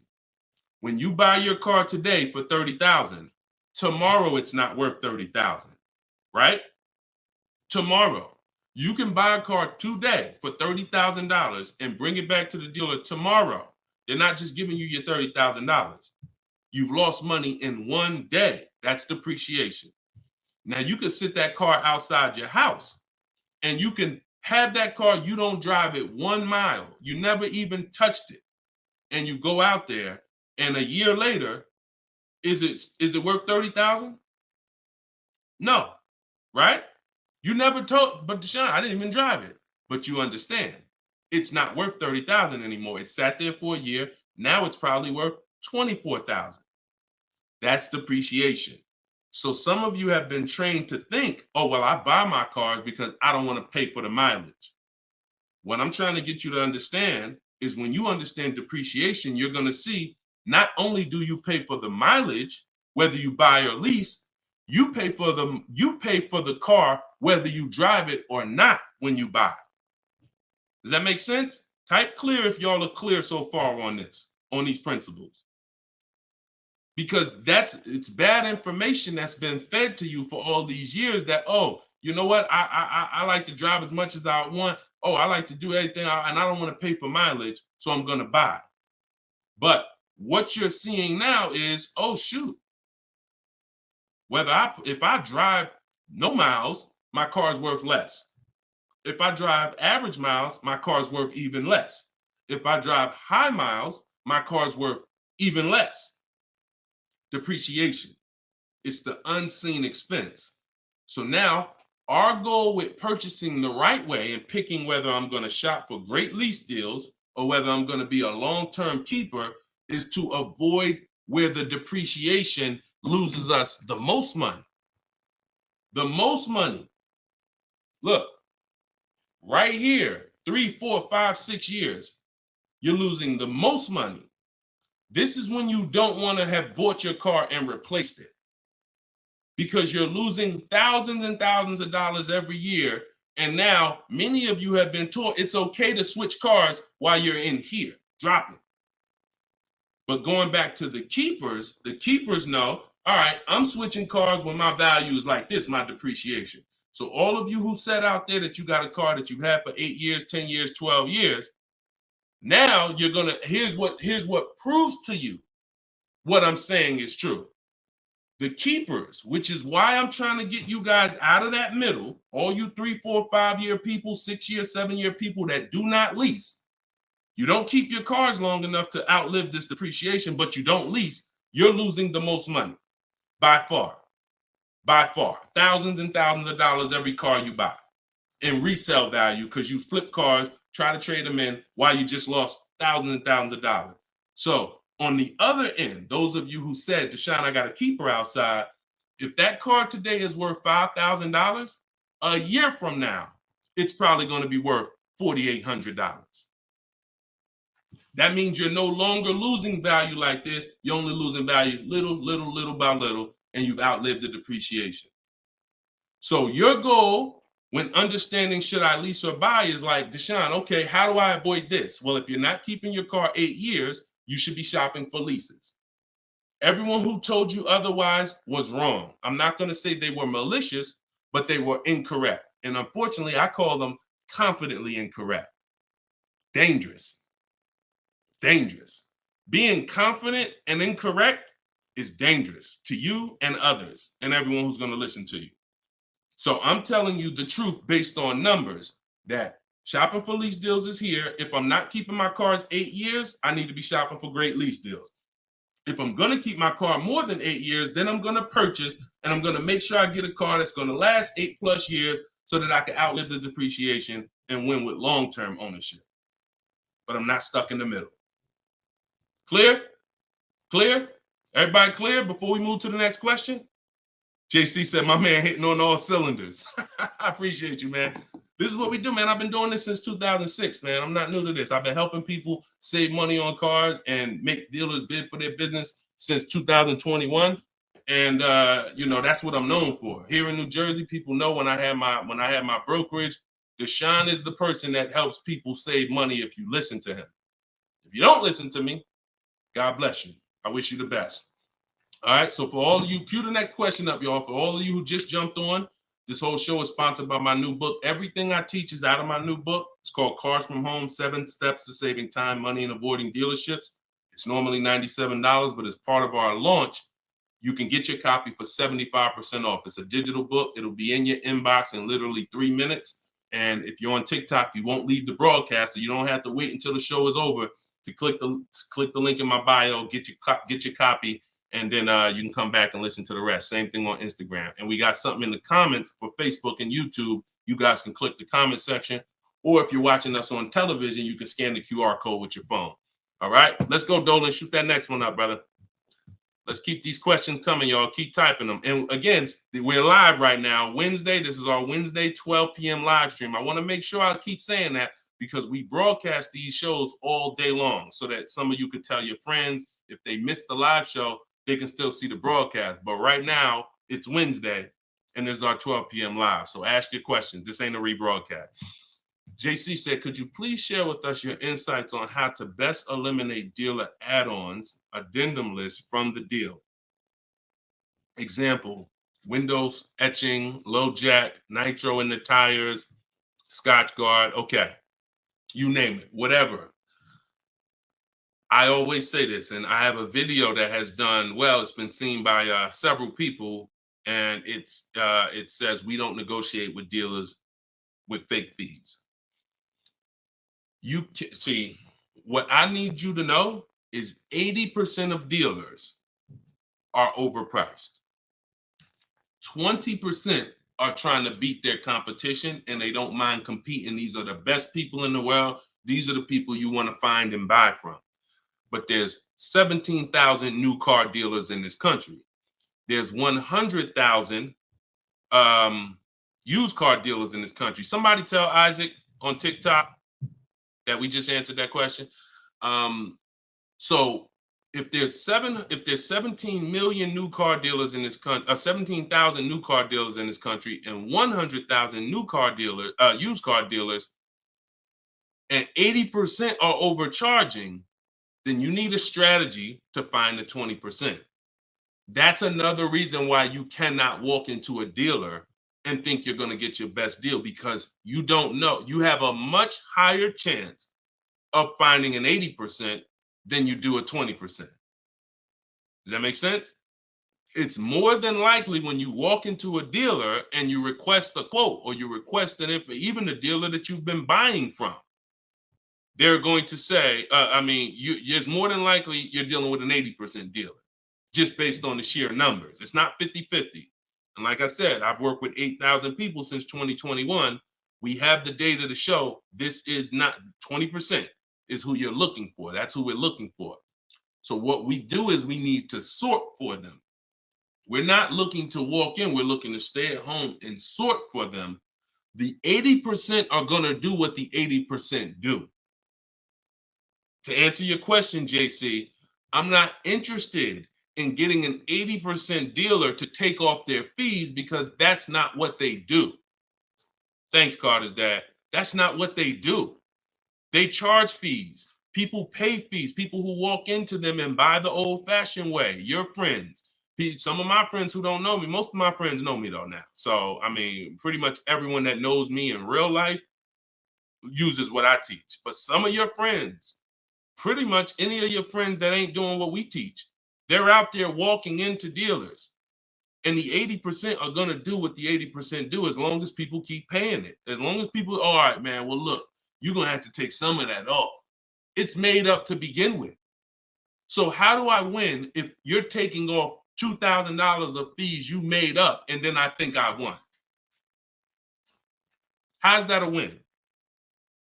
So the tactic is the worst kind of people are going to start so high. It's called padding the deal. So when you walk into the dealership, I'm padding the deal if I'm the worst kind of person. If I'm somebody who I bounce from dealer to dealer, I make a lot of money, but my customer service scores are low, but I make a lot of money, so I always have a job. Now what I'm going to do is you're going to sit down, and I'm going to say, all right, which car are you looking for? Which car are you looking for, Diana? All right, Miss Roberts. All right, here's what we're going to do. Okay, so it's going to be working out about $650 a month. All right. Shoot, that seems kind of high. Here's the problem when you're in a dealer. You don't even know if $650 was the right starting point. Maybe the real starting point was supposed to be $550. But I'm going to start you at $650 because I know psychologically you need to think you won. See, pay attention to this. Pay attention to what I'm telling you. Selling you a car, the way the car business has programmed you, it's not about you winning. It's about making you think you won. It's a psychological game that car salespeople are trained heavily for. So when you come in and I tell you it's $650, or when you look at that car and you see it and you're like, the window sticker says 42, but when we sit down and I say, okay, we got this fee and we got that. All right, so asking price is $45,700. And you're like, wait, but the window sticker says 42. But yeah, these are the add-ons that we have. All right, now I'm starting so high that I can take off money to make you think you won, and I still end up winning because I really didn't take off anything. So this is why we don't play the games of back and forth with fake fees. What we do is we sit at home, we get bids, if we're looking at pre-owned cars, we're looking at the marketplaces, we're narrowing it down because my strategy for shopping for used cars is different than new cars. New cars and leases, we use something called the 25 to 5 strategy. That's when we reach out to 25 dealers to get 5 quotes. Used cars, we use the multiple marketplace strategy where we go to all the used car marketplaces and now we look at what the low price is in the market and we sort it down to our top 3, top 5. And then we take it, we got to make sure there's no fake fees on them because that's a tactic they'll use on used cars. Fake fees, put a price out there. So everything is a screening process. That's what I want you using, a screening process, a sorting process, so that the best deal reveals itself. You don't negotiate for it.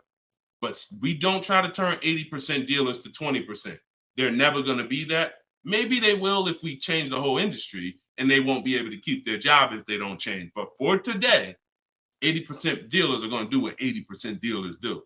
That's not our job. Our job is to find the 20%. Clear? Good question. Great question. Shoot the next one up, Dolan. We're live, y'all. This is Wednesday. This is episode 5 of Car Shopping Questions and Answers. We don't usually do a live show Wednesday. It's usually Monday, Tuesday, Thursday, and Friday at 12 and 3 Eastern time. So that's the schedule. If you're like, man, Deshone, I want to make sure I tell my coworkers, I got people in my church, they need to see this. Tell them Monday, Tuesday, Thursday, Friday, 12 p.m., 3 p.m., we're here live. But all day long, we rebroadcast these lives so that even if they miss it, they can watch the show and watch the rebroadcast. Go ahead, Dolan, shoot the next one up. What if your car is damaged and you want to trade it? Okay, great question. And what you'll notice is a lot of people are going to ask the same question you have because many of you are in the same situation. So what if your car is damaged and you want to trade it? It depends on how bad the damage is affecting the value, in my opinion. So let's say you have a vehicle that is barely drivable. You're selling it in its worst condition and it's making, example, let's say you got a BMW, older BMW, the transmission's slipping or the transmission's out. It doesn't drive or it needs an engine. Something where literally the integrity of the car is totally compromised. That car is almost worthless. That car is going to be worth $500, $1,000, depending on the year, the mileage, $1,500.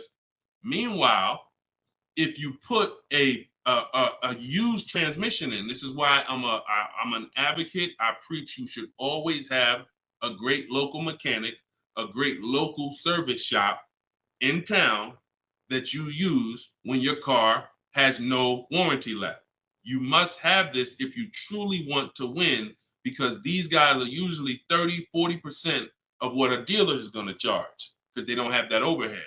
So what I'm doing, if I got an older BMW, no transmission, a Nissan, no transmission, I'm going to get a transmission from a salvage yard and get a used transmission, a used engine, pay $2,500, drop that in, and then sell the car like that.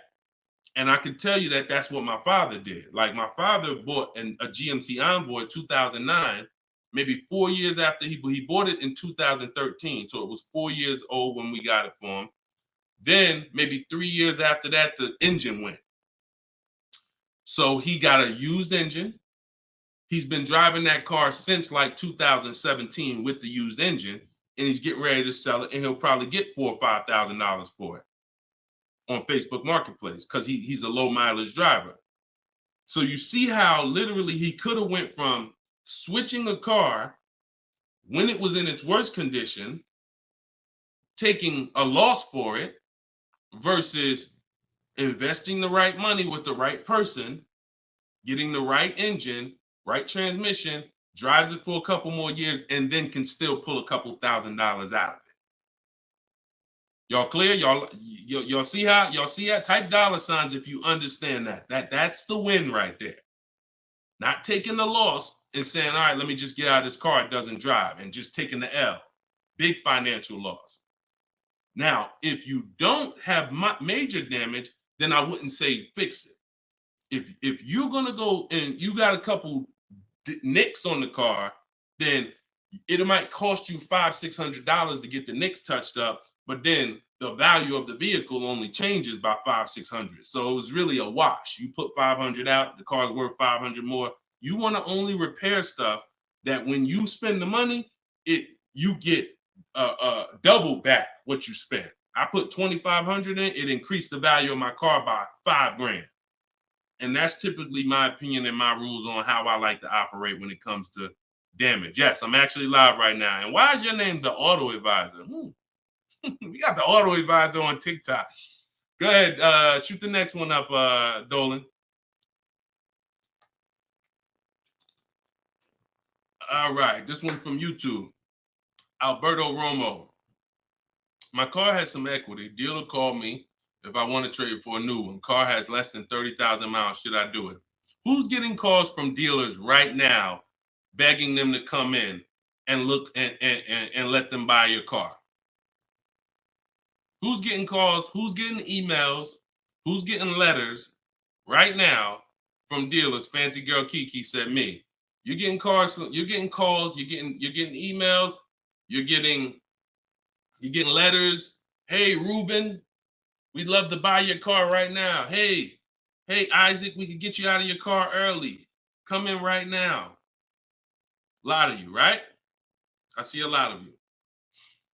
The reason that's happening, look, he's saying lock on Instagram, me. So the reason this is happening, y'all, is because they're depending on you letting the dealer be your first offer for your car.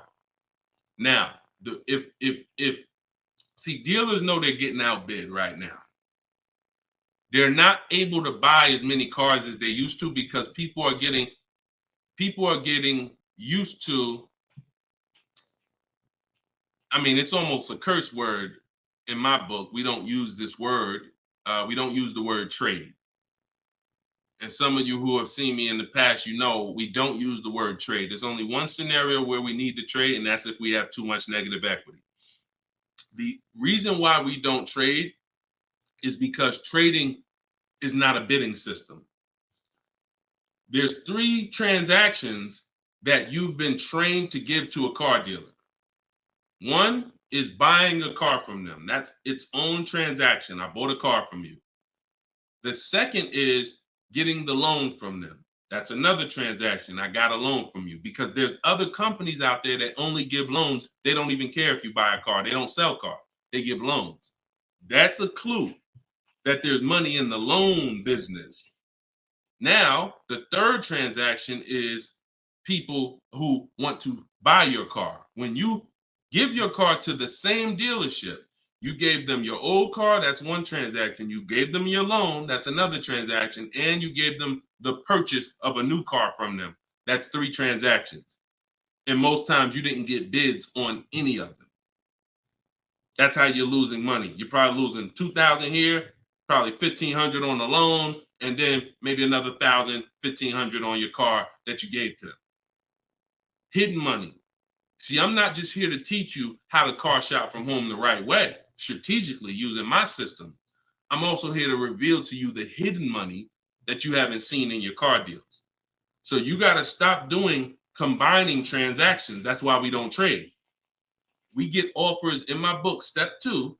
My book is 7 steps. Everything I teach is 7 steps. Those 7 steps won't change. First step is most important question. That's leasing versus buying. How many years you keep in the car? Second step is equity assessment. I need to get offers for my current car, my current lease, see if I have any equity, see if I can break even, or see if I have negative equity. Third step is deal structure. I need to find out how much this car is supposed to cost if I get a deal on it. I'm budgeting for a deal. See, we don't budget based on how much I could afford. I'm budgeting, I'm looking at a car if I'm going to lease and saying, if I'm leasing, this is what a good deal would be on this car.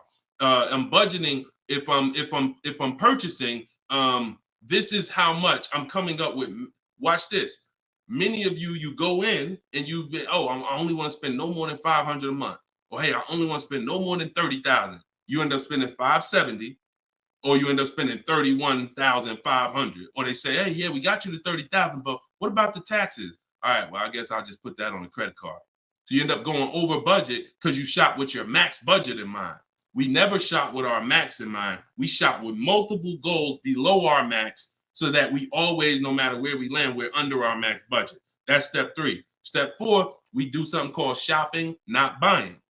We don't mix the two with my system. Shopping is deciding what you want. Buying is step 5 when we go into the market and we start getting offers on what we want. But when you get to step 5, you're in the market getting offered. Step 6 is paperwork and protection. All that paperwork that you need to know. All right, do I need this product? Warranties, all of that is step 6. And then step 7 is delivery. So everything I'm teaching you falls under one of those 7 steps. And I'm trying to get you to use a system instead of winging it. If you don't wing it, you'll be fine. But step 2, Alberto, is the equity assessment, where you're getting offers to find out what your car is worth. You can give the dealer an opportunity later to beat it, but you need to know. That's why we don't respond to those. Hey, come on in. Let me look at your old car. Let me buy your old car. Hey, come on in. Let me see.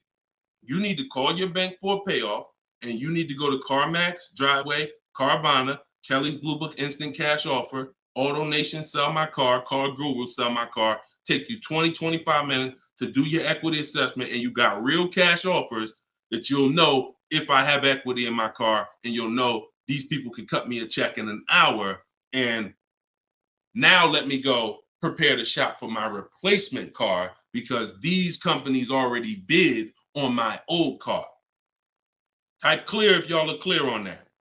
That's the equity assessment. That's my 7-step system. That's why my book is called Cars from Home, 7 Steps to Saving Time, Money, and Avoiding Dealerships.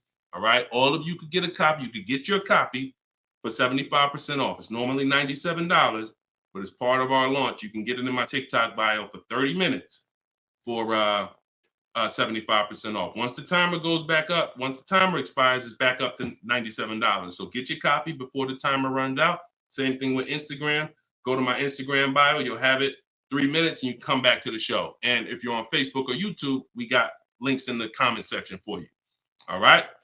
Great question, though. Look, go ahead. Shoot the next one up, Dolan. Oh, it said, this man, bro, spitting gold fire for real. I hope this isn't going over anyone's head. Me too, bro. Listen, me too. Keep that question up. Fancy girl Kiki from TikTok. But me too, bro. Like, I'm sitting here, man, and I pray every day that the Lord help me to look. I want you to even see. I gotta unlearn. That's why I represent this brand. I got to unlearn. Like, I have been programmed, and the people who programmed me have actually programmed me because they make more money by me staying programmed. So some of you, it's unfortunate, are not going to spend $24. You're not going to spend $24. Now, I had people get the book for $97. It's people that might be on here that say, man, I got the book before we even had this sale. $97, but some of you are not going to spend $24 to get the book. But you want to go into a 5-figure transaction, a 5-figure, $10,000, $50,000, $100,000. Some of you who are buying luxury vehicles and exotics transaction, but it's something about not, and that's just unfortunate.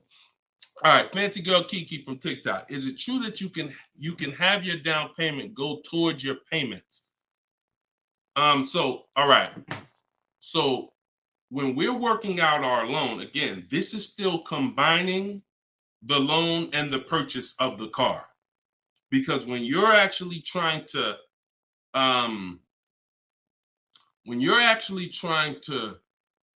figure out and hope your down payment goes towards the payments and actually goes towards the car versus you basically just giving it to the dealership or maybe losing it to, not going to the car, you're mixing. Because when we're shopping, we have loan. When you buy your car, if I'm financing, right?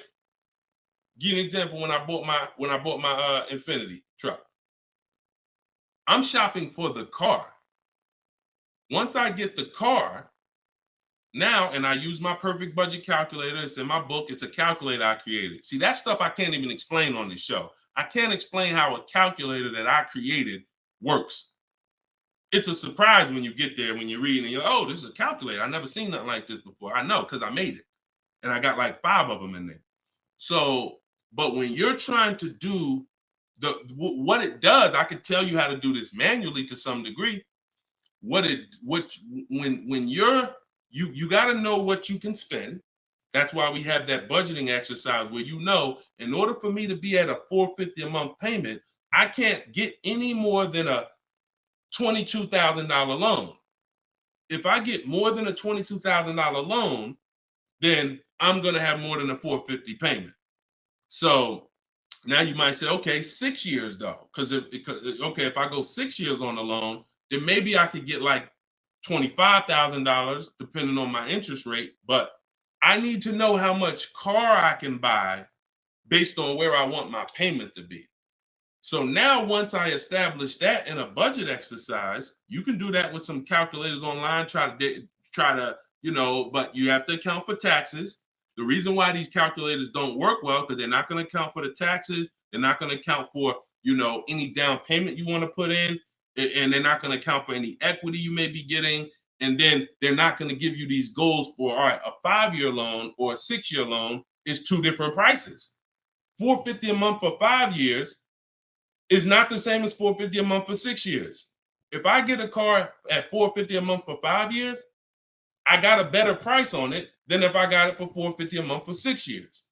So these are the things that you kind of got to have in your budget so that all right, this is how, because it does me no good to know that I could go and spend $35,000 on a pre-approval. What does that do? How does that equate to what I can actually spend? I don't want to spend $35,000. That's a $700 a month payment. So, but once you establish the budget on how much I can spend, now you go find the car. So I'm shopping for the Infinity, and I'm shopping knowing all of these cars are within my budget. Now, when I actually get the car, now what I'm doing is going and I'm finalizing my loan and having multiple dealers, multiple banks and credit unions give me offers for my loan. Everyone can run my credit with a hard pull because I'm within the rate window where it's not going to affect my credit negatively. It's only going to weigh as one hard pull. I know you've heard, oh, don't let all these people run your credit. If you do this right, according to how you're supposed to rate shop, you can Google rate shop. In fact, I'll show you right now. I'm going to share my screen so y'all can actually see. See, it's the information you don't know that's costing you. It's the information that you don't know that is costing you. Look, if I go to Google and I type in rate shopping, Experian has a whole article. Let me know if y'all can see my screen. Hold on. Oh, wait, hold on. Entire screen. Look. So I go right here. Rate shopping. They have a whole article about how to properly rate shop. And let me see. Look, the FICO score window is 14 to 45 day period, depending on which version is used to calculate the score. So we do it in 2 days. We do it in 2 days. So we don't even use the 14-day window. That's why we don't let anybody run our credit with a hard pull until after we already find our car. So now you come in and you are I'm letting all these people run my credit to get their offers for my loan, their offers for my interest. And then what I'm doing is whoever makes the best deal there, I'm calling the dealer and I'm giving the dealer an opportunity to beat it. because the dealer has another 7, 8, 10 banks that they might, okay, there, let me see if I can beat that because I like to earn the business. And that's what I call the bank bidding war blueprint. So I'm putting that when you get my book, you actually get the bank bidding war blueprint because I haven't combined it with my book yet. It's going to take me probably about 30 days to combine it into my book. So I just send the book and I send the bank bidding war blueprint. That strategy right there is called the bank bidding war. So we're not worried about if our down payment's going to go to the car because our loan is always worked out with the bank, not with the dealership. Okay? Separate these things. When you start separating these things like I want you to, you're going to see I can't get into the same trouble I used to get into. Okay? Go ahead. Shoot the next one up, Dolan. Great question. Are you even actively selling cars or are you just selling books now? No, we're all in the education business. I haven't sold cars since 2020. TikTok, what's the best way to approach a used dealership? From home. All the marketplaces. So you don't want to, if you're shopping for a used car, you cannot afford to miss a place where a used car is. What does that mean? Car Gurus, Auto Trader, Carfax.com, CarMax.com, Carvana, Driveway, eBay Motors. There's 8 marketplaces that we use. Vroom used to be on there, but Vroom's out of business now. So, and we don't use, people will say, why don't you use Auto Tempest because it pulls inventory from all that. We don't use a third-party site because what it's doing is pulling, it's not going to pull all the inventory because no one's going to give this third-party site permission to just pull all their inventory and now people start going to the third-party site instead of coming to them. So we just go direct to the marketplaces. And then the first thing we're doing, once we know our budget and what we can spend, we're going and we're looking for our car, but we are not going, the first thing you need to do if you want to get, y'all know, like what I'm famous for is teaching people how to get below market deals from home. Below market deals. When you're getting below market deals, you have to realize there's 2 other categories of most people paying. Some of you have been paying market value. Some of you have been paying above market value. So below market value means there's 2 categories that we want to buy below what they're paying. Okay? So we got to have that in our mind. Below market. Like when you look at Eddie.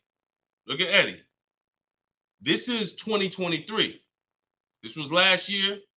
Still coming out of low inventory. He got a 2023 Camry hybrid. And the hybrids last year, they were on fire. On fire. Like, so they were still charging $2,000, $3,000 over sticker price for the, he got $2,086 under MSRP getting bids. That was his lowest bid. Okay? He said I had a 1-week window. So those of you who are like, Deshone, I need a car in a week. When you get bids, it ain't nothing. He said I actually completed the process in 4 days. So below market deals where people are paying sticker price and they think they won. You know what? Hey, you know what? The best deal is, at least I didn't get a markup, sticker price. Now, let's get back to approaching the used cars. When we open up when we get in used cars. Oh, wait a minute, yo, banana dad, you funny, man. So when we get in used cars, so our goal before we could get a below market used deal, we have to know what the market prices are. So when we open up those marketplaces, the first thing I want you to do is look and sort from lowest to highest prices on all of them. Lowest to highest prices. Well, the first thing we actually do is start an account. You want an account because we want to get alerts of all new inventory. So we start an account on all the marketplaces that we can start an account on. Now we're going to look and sort from lowest to highest, and we're going to look and see what the low side of the market is. Low side of the market, low side of the market. Now I might say, okay, the low side of the market is about 22, 23. If you're doing it right, you're always going to have prices that are $3,000, $4,000, $5,000, $6,000 more. If you don't see that type of spread, you're not doing it right. So now we know this is the low side of the market. Now here's what comes with the low side of the market: bad Carfaxes, frame damage, salvage titles, sketchy history, damaged cars. That's good. That's what comes with it. What we're looking to do is see where those cars are priced at, and we're looking to be right above them. And from there, we have a particular system of how we're going to sort based on title history, service records, extremely important. We will not buy a used car without great service records. Then we go to accident history. There's a couple different types of accidents: serious accidents, airbag deployed, vehicle towed. All of this is serious accident. I appreciate you, JCAA. Shout out to the sharers on TikTok. Now we go to, then we need to verify there's no bogus fees, because that's a narrowing down. Now that'll narrow us down to like a top 3, top 5, top 7. But some of those vehicles are going to have bogus fees, guaranteed. And this is not always happening day one. That's why I don't want you waiting until you need a car to go shop. I want you in the market early, a month, 2 months, 3 months before you need a car, so that you can watch the market. And when you can watch the market, you have much more leverage. You have much more flexibility. You can say no. You can see where the price trends are, and you can get alerts. Many times, it's the alerts of the new cars that's going to be the car you take down. Because once you know the low side of the market, now you're getting alerts. Every new car that hits the market, boom, soon as it hits, I can look and see, oh, that's priced on the low side. Now I look, oh, shoot, frame damage. Oh, shoot, salvage title. Oh, shoot, whatever. And eventually one pops up and you're like, oh, good Carfax. Oh, good title history. Boom. And now we're preparing to get ready to take that car off the market. We can't test drive used cars until we're ready to buy them, though. That's the only reason we can't do 100% of our used car deals from home, ever. New car deals, we've had people throughout, use my book, in my course, 100%. Dealer delivers the car. That can happen. New cars and leases, 100%. Used cars, we can't. You must go to the dealer. You must see the car. You must drive it. And then that's when you're taking that deal across the finish line right then and there. Okay? That's a overview of what I call my multiple marketplace strategy. If you do that, you win. I mean, there's no guarantees in life. So I'm not here to guarantee, but I am here to say, you haven't had strategy. When you're using strategy and boundaries, you haven't had boundaries or strategy. You add boundaries and strategies to your car buying, 99 times out of 100, you're going to win more than you used to win. All right? Go ahead, Dolan. Shoot the next one up. Does your book teach how to sell and grow? I don't really know what that means. Sell and grow. This one's from TikTok. Do I get a discount for paying cash for a car? No. I know a lot of people told. Who was taught you get a deal for paying cash? Type a dollar sign if you were taught you get a better deal for paying cash. I got the book, the cheat sheets, awesome. Service connected. Don't use the cheat sheet. If you got the book, scrap the cheat sheets. The book is the nuts and bolts. The cheat sheets is an overview. I see you though. Use it. Win. So, all right. So you got Gina VL. You got I don't want to butcher your name, so I'm not even going to try. I see you on TikTok, though. I see Cozy Boy Nesto on Instagram. Okay, Monty. So my question was, who was taught you get a better deal by paying cash? All right. Now, I said type a dollar sign if you've ever heard this. Now, I don't want you operating with bad information. Let me tell you where this came from. And remember what I said earlier in the show. Earlier in the show, I told you, the car business is not about you winning. If you win, great, but it's about making you think you won. And I can only make you think you won based on what you tell me you need in order to feel like you win. So if you come in and say, listen, man, I'm paying cash, man, y'all got to do something better for me. I'm not going to sit here and tell you, well, you don't get a better deal for paying cash. Now, I would tell you, listen, I'm going to be honest with you. You can get this price whether you pay cash or not. So like there is no, but somebody who's like not going to be willing to go and tell you that, they're going to make it look like, all right, I got to make you think that the deal I'm giving you is because you pay cash. This originated from when dealers used to finance cars. There are still people, and you may be one of them, who think the dealer owns your car after you get it. That's why there are people who say if they can't afford a car, they say, man, I'm gonna get a dealer back their car. It's not their car anymore. Unless you're dealing with like a buy here, pay here place where they're actually extending the loan to you, it's not the dealer's car anymore. But back in the past, dealers used to extend loans. They would hold the financing. So if you offered them all the money up front, it was an incentive for them because they knew it guaranteed they get the money now. And it also saved them interest. It saved them, if they were holding the note, then they're still technically paying for that car. And they're like, okay, I could save you another $1,000, $1,500, because you're going to give me all the cash up front. It's not like that anymore. It's not. Literally from the time you leave, the dealership is funded in full in hours. Like by the time you drive off, wire transfer, the dealer is funded for the car. The funds come from Bank of America, Chase, TD, M&T Bank, whoever it comes from, wired to the dealer. From that point, it's between you and who? Who's on the title? Who's the ones calling you if you don't make the payment? Who's the one setting up the car to be taken if you don't make the payment? It's not the dealer, right? It's the bank. So it's always between you and the bank from that point, which is why you don't get an exactly life experience. You're not getting a better deal paying cash. And that's just because that's the way it's set up.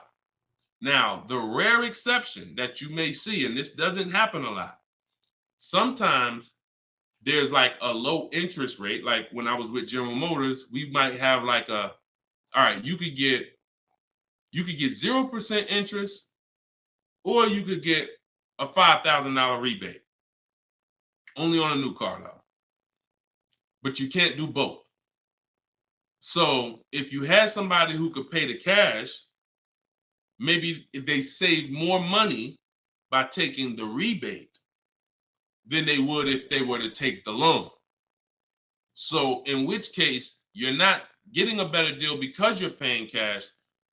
It's just an incentive to, you're getting a rebate.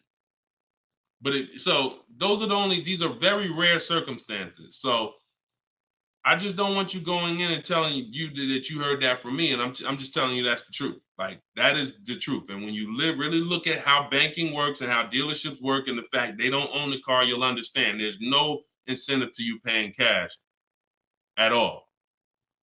And if you're not investing your cash, see, I want you to also think about what you're doing with your money. Because if you want to pay cash, God bless you. Pay cash. Interest rates are high.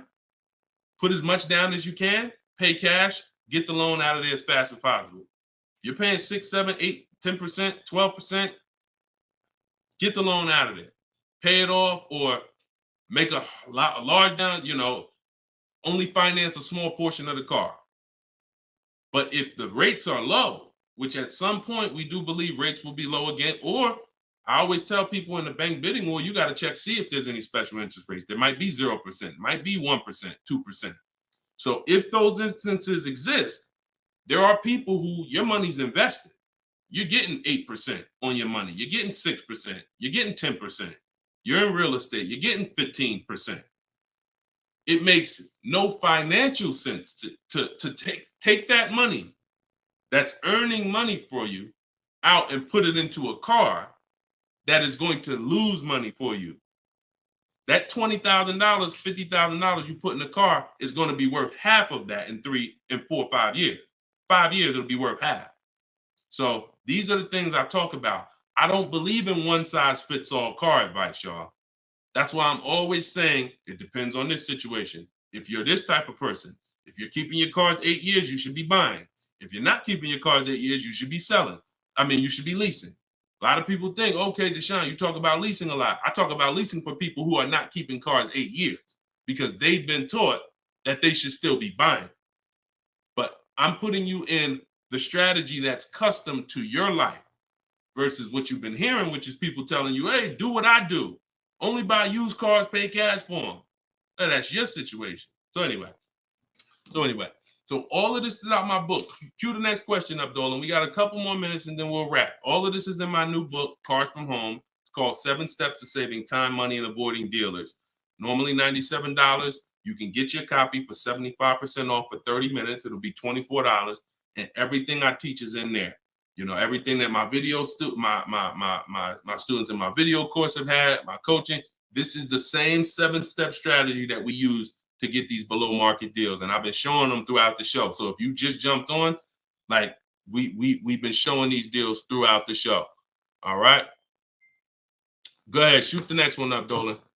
How can we eliminate dealer add? Oh, we did that one.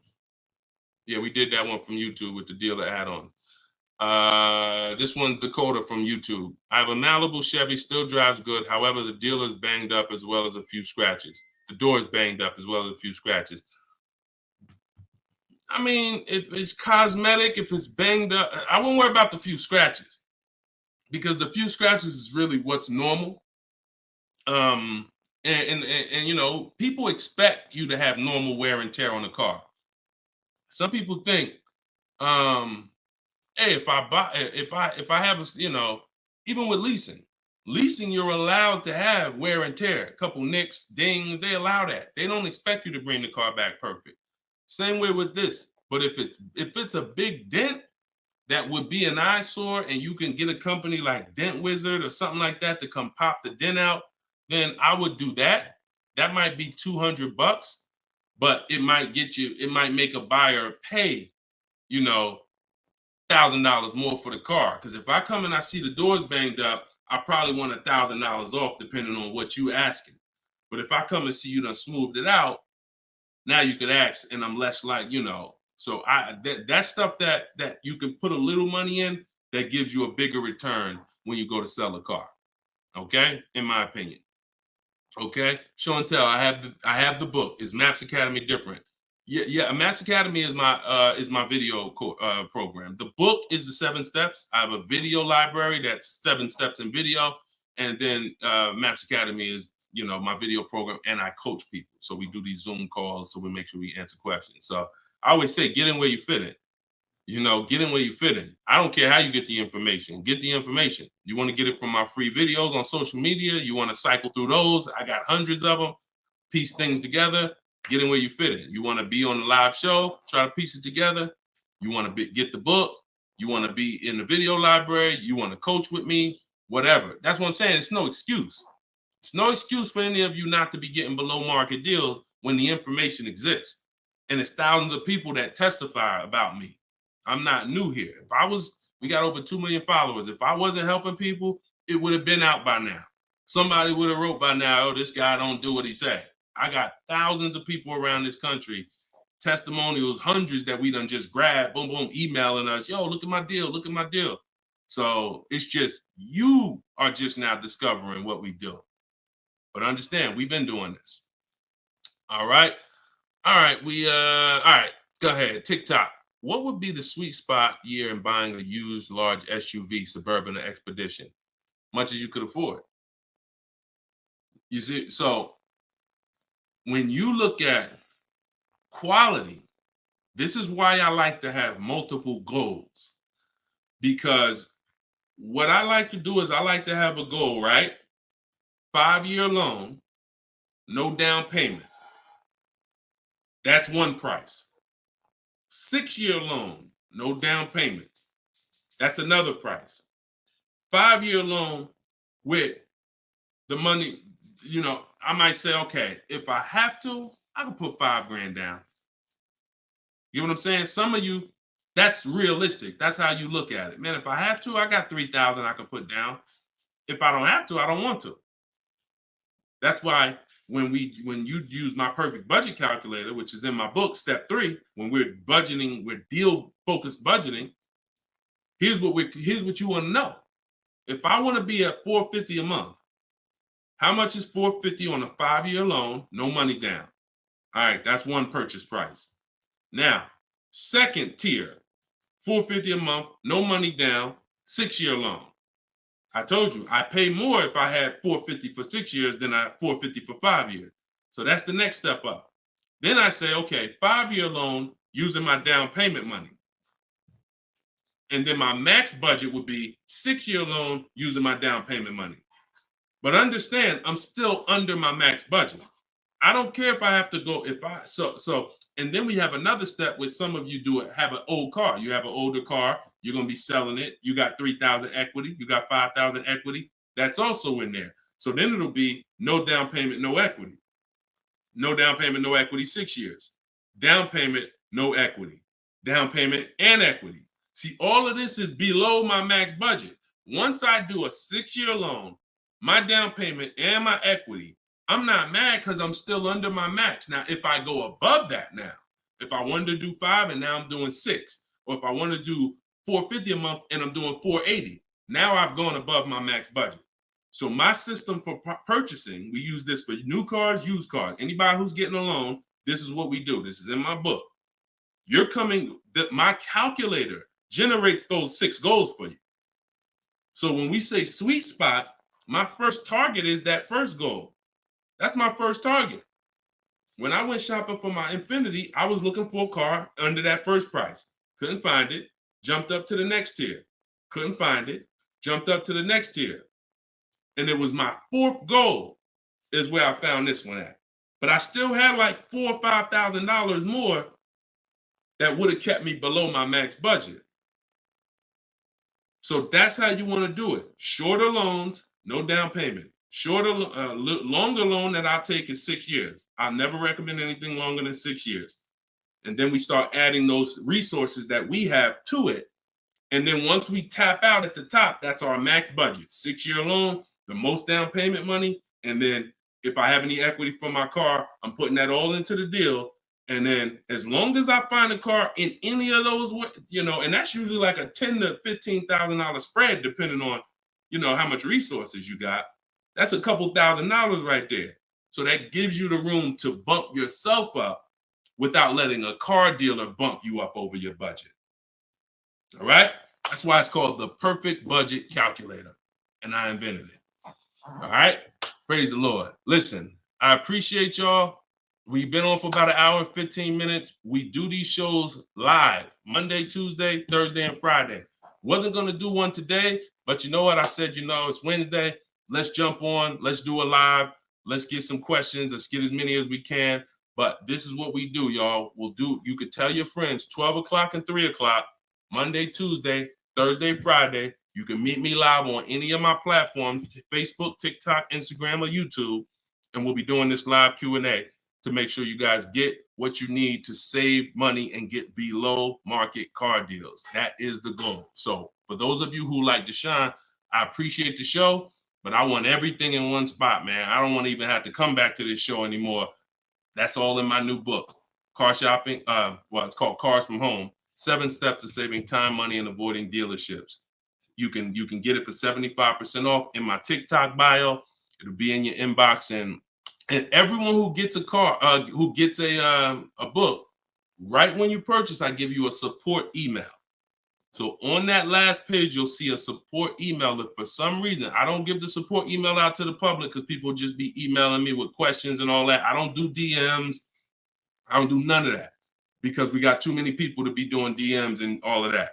Once you purchase this book, you get a support email. If for any reason your book doesn't arrive in 5-10 minutes, check your spam, check your junk folder.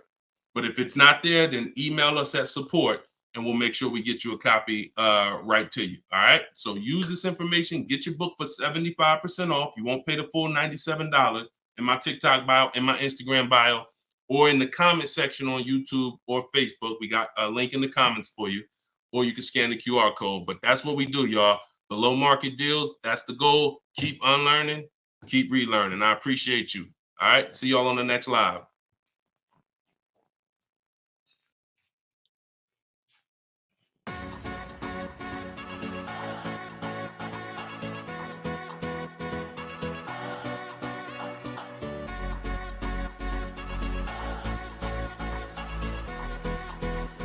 The worst possible thing you could say when you walk into a car dealership. I spent 5 years with Mercedes-Benz, 5 with General Motors, and the worst thing a person could say when they walk in is, if you could just get me to this payment, we got a deal. So your loan's probably still like 19, which means you got to pay to get out. You're upside down. It's called negative equity.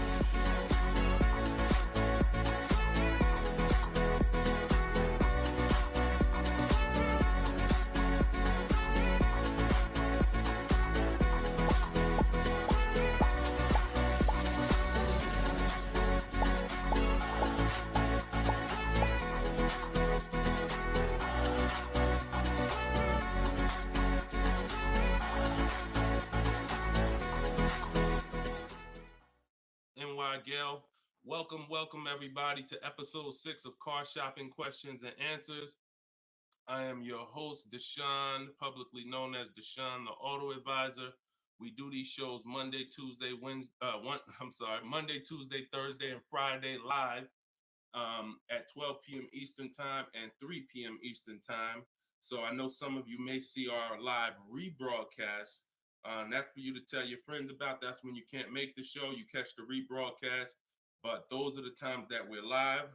If you don't know me, I'm the author of the digital book Cars from Home, 7 Steps to Saving Time, Money, and Avoiding Dealers, currently rated 4.94 on Goodreads.com. So thank you to everyone who has reviewed the book, the digital book. All of you can get the copy for 75% off during the show for the next 30 minutes. You'll see when you click the link in my TikTok bio, there is a link, there's a button for you to get 75% off.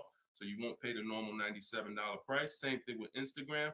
And you guys on Facebook or YouTube, you can click the button in the comments and you can get your copy. So come on in, start typing your questions.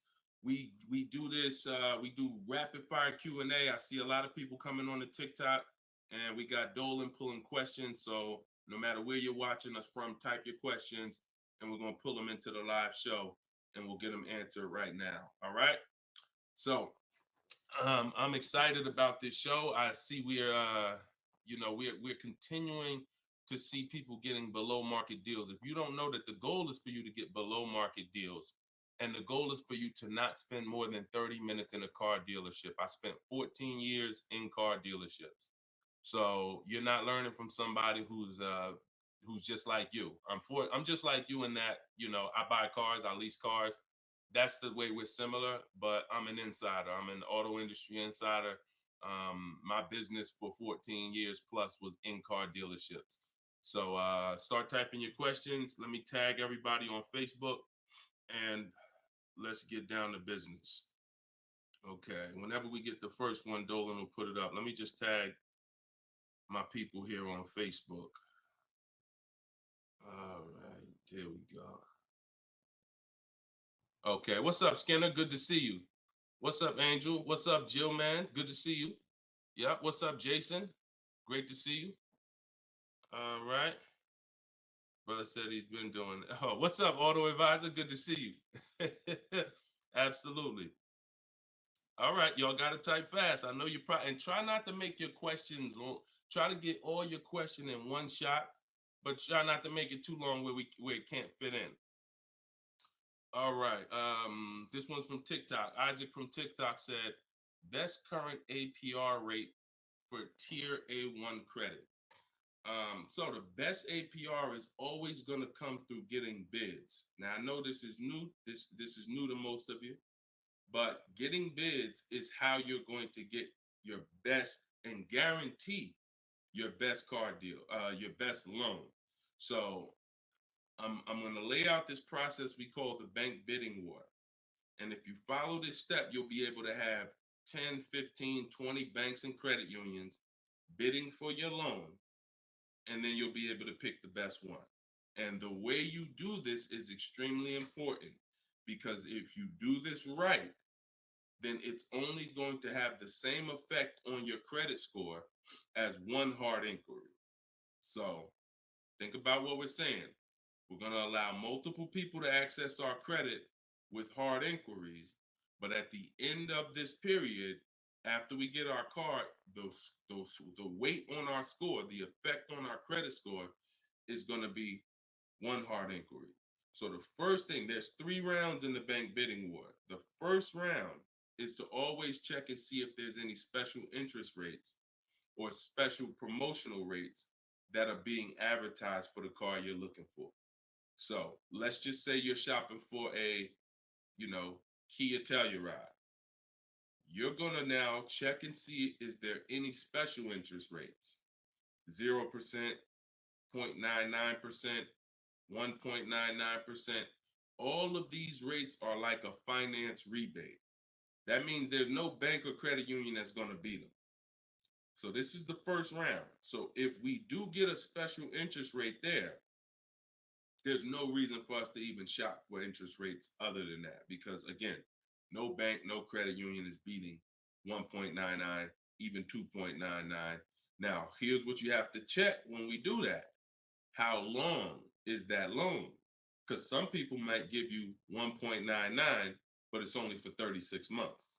And some of us are not going to take a loan for 36 months because the payment's going to be too high. You might need a 5-year loan or a 6-year loan. So we're not just looking for if there's a special interest rate, we're looking for what is the term. Shout out to everybody coming in. This is our Thursday, April 18th, episode 5, live car Q&A. So we're actually live right now. This isn't a rebroadcast, so you can come on in and start typing your questions. And we're talking thousands over here, not hundreds. Okay, so that's round 1 of the bank bidding war. Now, let's just say we do that and there's no special interest rates. Now we're moving on to round 2. But round 2 comes after we find our car. So once you find your car, no one has touched your credit with a hard inquiry yet. Pay attention. You have not heard me say at any time hard credit pull at all. When you're shopping for your cars, no hard credit pull. Nobody's running our credit while we're shopping. Once we find our best deal, once we find a dealer that's going to sell us the new car for the lowest price, we lock up that car, usually with a deposit, reserve it. And now what we're doing is we're telling the dealership, I'm going to take this buyer's order. You're going to get a buyer's order. You're going to come home, and now you're going to now the second round of the bank bidding war is about to start. You're going to come home. You're going to call your bank if you have one, or your credit union. This is when you're going to let them access your credit. Because if you've ever tried to actually get a bank to tell you what the interest rate would be, like a pre-approval, many of them, and if you've experienced this, I want you to type a 1, many of them will say you need to have a car first, right? If you've experienced that type of 1, you call your bank, hey, I'm trying to get a pre-approval. They're like, okay, well, we need the information on the car. And you're like, well, I'm trying to get the pre-approval so I can go get the car. So that's why we don't follow that process of getting a pre-approval beforehand. Look, Marinette, you've experienced it on Facebook. So when we look at having the buyer's order for the car that we reserved, you have everything you need now. You have everything the bank could want. And you're now going to call your bank, or if hopefully your bank and credit union has a website, you could do this all online. And you're going to get as many approvals, offers as you possibly can. In my book, I list a couple: your bank, your credit union, online banks, Lightstream, community credit union, everybody who can lend in your state, you want them bidding. This is very important because some of you haven't been trained to see. My job is to not teach you just how to buy from home and make people bid for your business. My job is to show you everyone willing to listen. If you're willing to listen, I'll show you where the hidden money is in your car deal. The money you have not been trained to see, or the money you've been trained not to look at. And the people who have trained you not to look at this money are usually the people that's making the money. So you have to see that one point. Let me give you a scenario here. Let's go to an auto loan calculator so you can see how much money is just in your car loan. Just in your car loan. And we're going to do a couple different interest rates so y'all can take this serious and you'll see why you need to be getting multiple bids for your interest. So if I'm buying a $30,000, if I'm looking to borrow $30,000, let's take $30,000 for an example. Average, pretty good average. Average price of a car is probably higher than that, but let's use 30. Now, if that interest rate is 5.99, total interest paid is $4,791 over the course of 5 years at 5.99. If the interest rate is 7.99, total interest paid is $64.89. That's over $2,000 difference. 2 points, $30,000 loan. Now, some of you are going to be borrowing more than that. Some of you are getting $50,000 loans. Interest at that same 7.9 on a $50,000 loan is $10,815 over 5 years. Now, if you can get 2 points less, 5.99, interest is $7,984. This is $3,000 difference. So, do you see how if you're not taking getting the best loan offer just as serious as you're taking trying to get the best price, you get a good price and then you'll give it back to the bank who's giving you the loan. So this is why we get bid. So we're now going to let all these people run your credit. This is when you do your hard inquiry. You don't do it before this. Hard inquiries, credit unions, online banks, your bank, your credit union, everybody's bidding now. And now what you're going to do, once you take the best offer from that round, that's round 2, that's when you're going to call the dealer and you're going to tell them what that best offer is and see if they can beat it. Because the dealership has another 7 to 10 to 12 banks that they're going to be competing to try to get your business. So this is the bank bidding war. So when I created this product, and if you do this right, as I said, what I know you were taught, who was taught, be honest, we're live right now. This is our Thursday, 12 p.m. live. Who was taught, don't let people run your credit. When you have multiple inquiries, it lowers your credit score. Who was taught that? Type me if you were taught that. Don't let people run your credit. You can't have all these people doing hard inquiries or it's gonna jack your credit score up. All right, look, that right was taught. Okay. Look, Lisa, I see you. Hold on. Let me go to Instagram so I can see our Instagram comments over here. I always got to go to Instagram Live. Okay, Diana from Facebook. I see you. Hold on. Let's get Instagram in the building. Give me a second. All right. Marinette. All right. Marinette. Okay, I see you. D, I don't even want to try to pronounce your name, but I see you on Instagram. So it's partially true and it's partially wrong.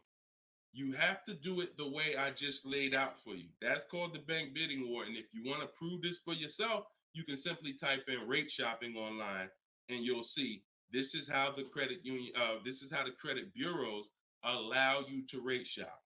So they'll give you 14 to 45 days to do it. If you do it like I just told you, it'll only take 2 days. 2 days. One day you're doing all your stuff at home. We're getting all our lenders at home to bid. The next day, we're getting the dealers to get their lenders to bid. And then we're making a decision on who got the best offer. So don't ask yourself. I never want you asking yourself. I never ask myself, did I get the best deal? That's a question of disempowerment. That's a question of weakness. We don't want that. What you should be saying is, following this process, I guarantee I got the best deal because I got offers from all these banks. I can't get offers from 15, 20 banks and not guarantee I got the best rate. The way you shop, or you've been taught to shop or programmed to shop, you're only getting offers from one bank, or you're just letting the dealer do it all for you. That's where your buyer's remorse comes from. That's where your skepticism about, did I really get the best rate, come from. So we won't know what the best rate is until we get all the bids. And that's how we do it. So everything that I'm teaching y'all is part of what's in my book, rated 4.9 on Goodreads. It's called Cars from Home, 7 Steps to Saving Time, Money, and Avoiding Dealers. You could keep typing your questions because Dolan's going to pull the next question in. You can put it up on the screen now, Dolan. Put the next question up. But all of you could get your copy for 75% off as long as you get to my website before the 30 minutes expires. This is a welcome offer. Normal price of the book is $97, and it's worth every penny. It's worth actually thousands. But special welcome offer, you get it for 75% off in my TikTok bio, in my Instagram bio, or in the comment section on YouTube or Facebook. Okay, this is Monty from YouTube. She said, my mother's looking to start a new lease soon, but she only drives 5,000 a year. What's the best option? Low mileage lease if she's not keeping the car. So if she's not keeping the car, Monty, watch this. I run this scenario a lot, and I want y'all to, because some of you, you were taught never to lease.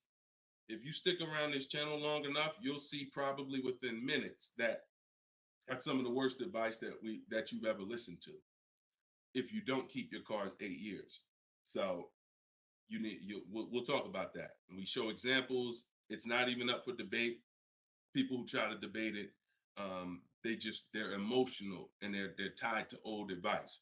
So once you have decided you're leasing, which means I'm not keeping my car 8 years, I want to avoid that depreciation, then I need to be shopping for aggressive lease deals, because it's the short term. Again, this is another unseen expense, depreciation.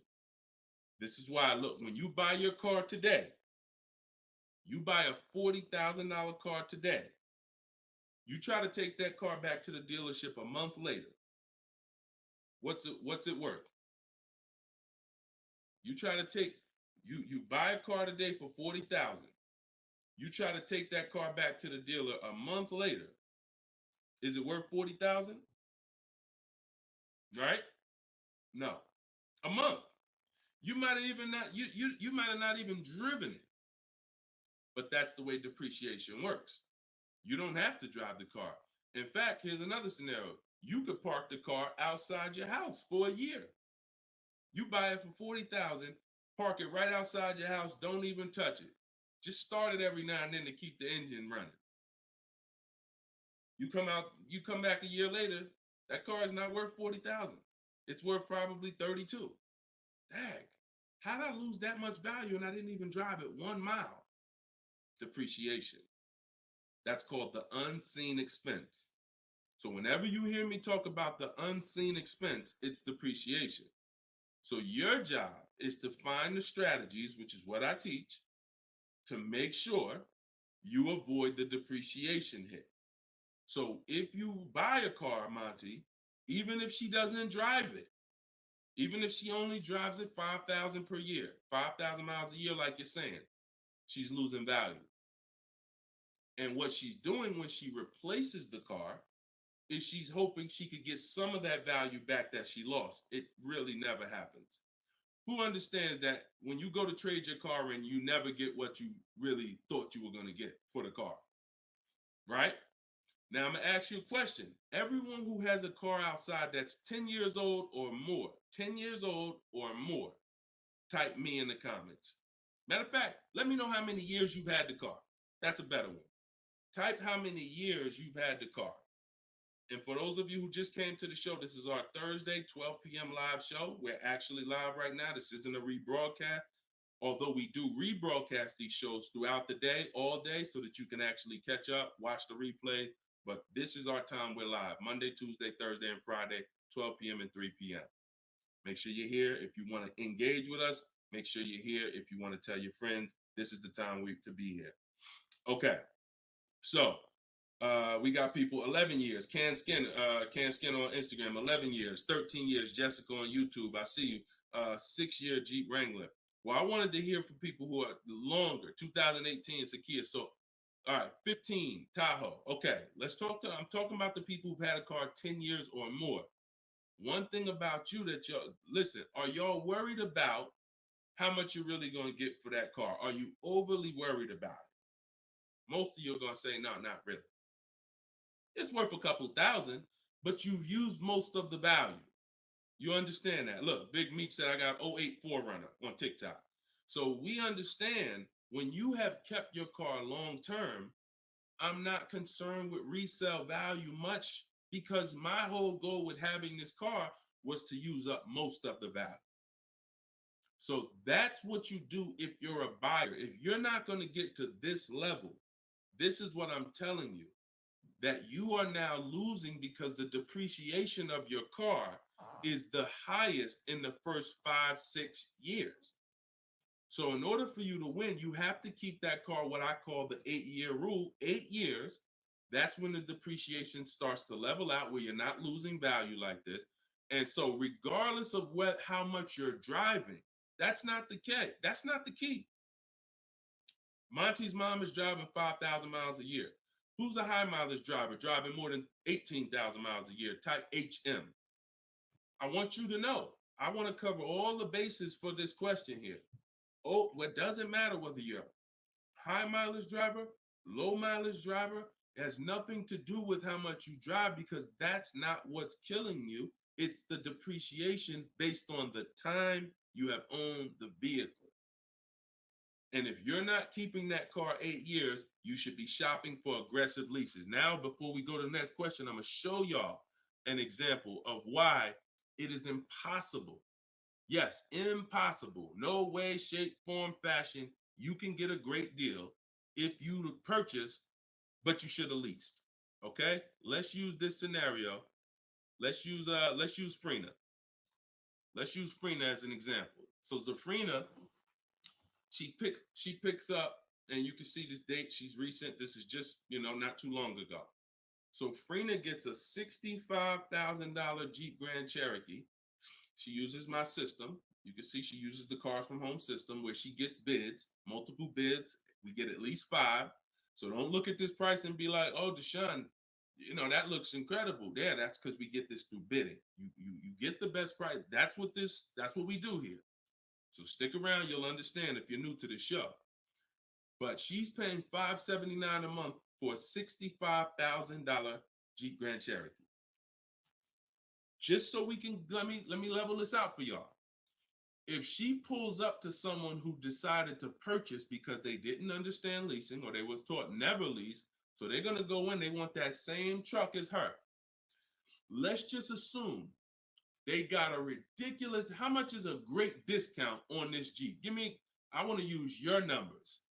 Type in the comments, what do you think is a great deal, a great discount? She go in just but don't be realistic though. Somebody walk in, she going and she looking at this $65,000 Jeep. Somebody's going to purchase it though. What would be, because I want to show y'all that even at the best discount that you could name, realistic though, you're still going to lose if you purchase compared to somebody who leased. Go ahead, throw some numbers out. What's a big discount?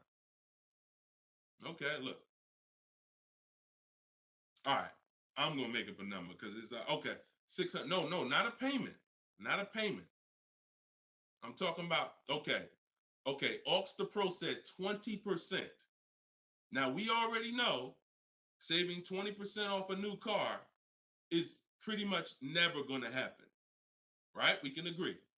That's usually never going to happen, 20% off the price. Let's see how much 20% is. So 10% will be $6,500. 20% would be $13,000. So let's say they knock $13,000, an impossible discount. Someday somehow we do something never been done before. They end up getting this car for $53,000. $53,000. Every $5,000 on a loan is how much per month, y'all? Some of you know, some of you seen my videos, some of you been on the show before. Every $5,000 on a loan is about how much per month? $100. Exactly. So let's do this math now. Continuing to drive this point home that there is no way for you to get a great deal when you purchase, but you should have leased. So the same person who just got this unbelievable, never gonna happen discount of 20% off a brand new car, $53,000, what's their car payment? $53,000, car payment's about $1,050 a month. $1,050 a month for 5 years. Let's just say they take another year on the loan. They say instead of a 5-year loan, let's take a 6-year loan. $900 a month for 6 years. Freena's paying $579. Is that sinking in? Type $ if that's sinking in. that, whoa, you telling me, Deshone, the same price that this person just got, and she got a ridiculous lease on it, she's paying $579 a month, even if a person got an never gonna happen discount. I literally just took what my man here on Instagram threw out, and he knew he was throwing out something crazy by saying 20%. Even with the 20%, payments $500 a month more than Frena got leasing it. Now let's do one more scenario here. One more. See, all of this is what I'm teaching. This is in my book. This is why the book is 4.9. Goodreads.com. Thank you to everybody who's reviewed the book, Cars from Home, 7 Steps to Saving Time, Money, and Avoiding Dealerships. One more scenario. Let's throw a used car in here. So we already looked at Frena's deal, brand new, great lease. Second, brand new, never gonna happen discount. Now let's throw a used one in there. Let's say somebody says, you know what? I'm looking for a hold on, I want to put that back up, Dolan. Let's keep that up because we're talking about this scenario. So please put Frena's deal back up on the screen, Dolan. Matter of fact, here I got it right in front of me. All right. So we got third scenario here. Somebody now is saying, all right, I'm gonna find that truck used though. So instead of 65, good price on a used one. Let's say we find one that's like 40% off, 3 years old. Again, I'm using extremes to show y'all. So some of you are like, Deshone, if you're using extremes and it's this different, dang, I've been overpaying by not understanding leasing. Yep. I wish I had Dave Ramsey here. I wish we could get Dave Ramsey on the show. You know, I wish he was in the audience. I wish him, you know, because unfortunately, look, shout out to Dave. I know he has the right heart, the right intentions, but he has the wrong information. He's what I call confidently incorrect. That means dangerous. You're dangerous. When you're confident and incorrect, you're dangerous to yourself and others. So now, used car. Somebody gets this car, they knock 40% off the price, and they get one for like $40,000. $65,000 truck. I got one 3 years old. I paid 40 for it. Every $5,000 we just said is about $100 a month. 40 payments, 800. You take a 6-year loan, payments 725. On a used one, we're no longer even talking apples to apples with the vehicle. On a used one, $579 Frena's paying, $725 for a 6-year loan on a used one, 3 years old, 1 year on the warranty left. Then you're on your own. $1,000 a month to buy a brand new one. See, son, you getting mad yet? Are you getting mad yet at the people who taught you not to lease? Now, who should be? Because some of you, if you just tuned in, you might be thinking, oh, Deshone, so should I only lease? No. If you are not keeping your cars 8 years, then you should only lease. Because when you buy, if you keep the car long enough, you can win. Because you're going to pay double what Frena's paying if you buy a brand new one. You're going to pay more on a used one, but eventually you pay off the car, you keep it 8, 10, 12 years. The longer you keep it, you can catch up. You're still not going to, you get what I'm saying? Because Frena's always going to have a payment. If she keeps leasing, she's always going to have a payment. But if you keep buying your cars, trading them in 5 years, trading them in 6 years, trading them in 4 years, you are no way, shape, or form even close to this. You're thousands and thousands of dollars away. There's thousands of dollars more every year coming out of your bank account than someone who understands leasing. Yeah. Tell your parents, tell your cousins, tell your brothers, tell your spouse. This is what I've been ranting about for years, trying to get you to understand. That's why I say there's no way to get a great deal if you don't understand. If your deal's on the wrong foundation, no way to get a great deal. It's impossible, no matter how much you save on the car. Okay? So yeah, we go deep on that today. Good. I'm happy we got a chance to go deep. All right. I see a lot of people typing $signs. You understand. All right, Dolan, shoot the next question up. Skinner, I see you on YouTube, man. It's real.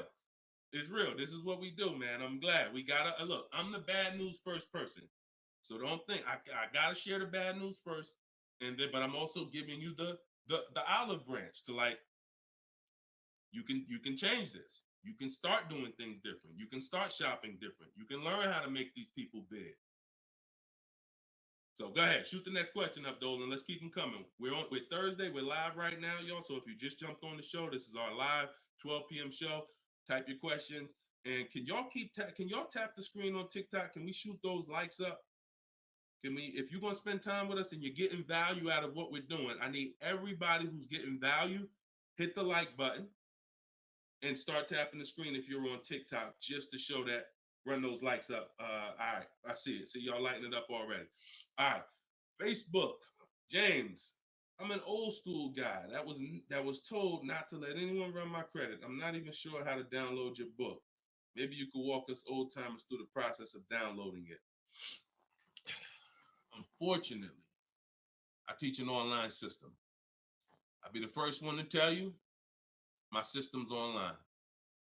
My system's right here in front of a computer. I've worked personally with probably 1,600 people personally in my coaching program since 2021. They got to know how to use a computer. I've had older people who get their children, who get their grandchildren come because and sorry y'all, my eyes are watering. I got a little something trying to jump on me, but we good. But I would be lying to you if I told you this isn't based on because we use copy and paste systems. You're sending emails. So that's one thing I can say. I wish I could, tell you otherwise, but if you want to use what I teach, I mean, now I've had people who get their grandchildren or get their children because my system to get great deals only takes 90 minutes. It only takes 90 minutes. That's why when you go to the page and you see my book, a lot of you are going to see the first thing I say on my website is this will teach you how to get below market deals in as quick as 48 hours. And the time you're putting in to get those deals is probably going to be about 90 minutes once you learn, as I walk you through my 7-step process. But you got to know how to use a computer. So I'm just being real with you. Like, I wouldn't tell you to get the book if you're not comfortable sending emails, copying and pasting, because it is an online system. So I would tell you, call one of your family members who's computer savvy. Tell them, hey, get this book, work this for me, help granddad out, help dad out. And not only are you helping yourself, but they'll now have a skill so that they can learn, so that they're now making dealers bid and they're at home. That's just me being as honest as possible with you. All right. Great question, though. Great concern. Skinner, what's up, my man? Skinner from YouTube. Deshone, what are the bank necessarily looking for different from what the dealership is? Banks want to lend. So think about where you're at right now. Skinner from YouTube just asked, so what is the banks necessarily looking for different than the dealerships? Banks, there's more banks around us that would want to lend us money to buy a car than we know about. So wherever your zip code is, the reason why I want you using the bank bidding war, which I laid out at the beginning of the show, if you just jumped on, you want to go to YouTube, you want to watch the beginning of episode 6, and I break down the bank bidding war. If you don't have my book, if you have my book, then you know the bank bidding war. Now, it's about letting the people who want to bid, because the dealers, here's the difference. It's your positioning. When a dealer knows you don't have any leverage, you haven't shopped bank offers, you're basically waiting for them to tell you what their bank said. Here's usually the conversation. What is the most interest? What is the highest rate you think they'll take? What is the highest rate that we can actually get them? And it might be 6.2, but at 6.2, we make some nice money on the loan. But that's not the best I could do. But I'm not going to give them the best I could do, because what sense does that make? I'm going to give you the most you're willing to pay. So if I go out and say, look, we got you 6.2, your payment's this. If you don't fight them, then that's what's going to happen. But when you have offers, now what you're doing is calling them and saying, look, I got 5.79 from my credit union, or 5.79 from this online bank. If you could beat it, then I'll give you the business. Not only does this make for a good relationship because you're giving them the opportunity versus saying, oh, I'm not letting you get the opportunity. This person has 7, 10 banks. You give them an opportunity, and this is how you guarantee the best rate. So it's not about they're looking for anything different. It's about positioning yourself so that the dealer is now trying to beat the rate you got versus what I just laid out 60 seconds ago when you don't have a rate in the conversation they're having. Leverage. Leverage. All right, that's the difference. One gives you major leverage to guarantee you're getting the best offer. One, you have no leverage, and so there's no guarantee. And you'll always drive wondering, man, could I have gotten a lower interest rate? That'll always be in the back of your mind. So we want to eliminate that. All right, great question, Skinner. Go ahead, Dolan. Next one. I don't see too many questions coming in on Instagram. Instagram, where y'all at with your questions today? We getting questions from TikTok. I see a lot of them. Let's go. Oh, there's one. Okay, Body by Michelle. When buying a luxury car with cash, when should I let the salesperson know? Okay. The process of what we teach doesn't change doesn't matter what you're buying. We've had people get Maseratis, get high performance BMWs. I know this works because bidding just works. So the first thing you have to do, Michelle, is realize I need to get at least 5 offers, because we're so concerned with how we're going to pay for the car that we're not thinking about which dealer is going to sell us the car for the lowest amount. Now, some of you may have been taught every dealer has the same price. I got this clue when people started saying things like Nissan doesn't have good deals. Hyundai, the deal on the Hyundais right now are terrible. That's either coming from 2 things and they're both wrong that I want you to stop today. Looking at advertisements, commercials, because some people say, Deshone, I look at that. The commercial says that, I got to put down $4,000 if I want to lease that vehicle. That's an advertisement. It's not a deal. It's a custom thing they put together that they want to present to the public. It's not a deal. When you look at what I just showed you with Frina, when you look at Danielle's lease on her Audi A3. She's paying $550 a month, $44,000 Audi A3. She only put her first look. This is her words. Due to circumstances out of my control, I had to lease something quickly. So my program, I told you, as quick as 48 hours, you can get below market deals. This doesn't take days and days and weeks. I took the course last weekend, did all my emailing back and forth because she's in my video program. So I do have my book, and then I have that same book in a video program. You pick.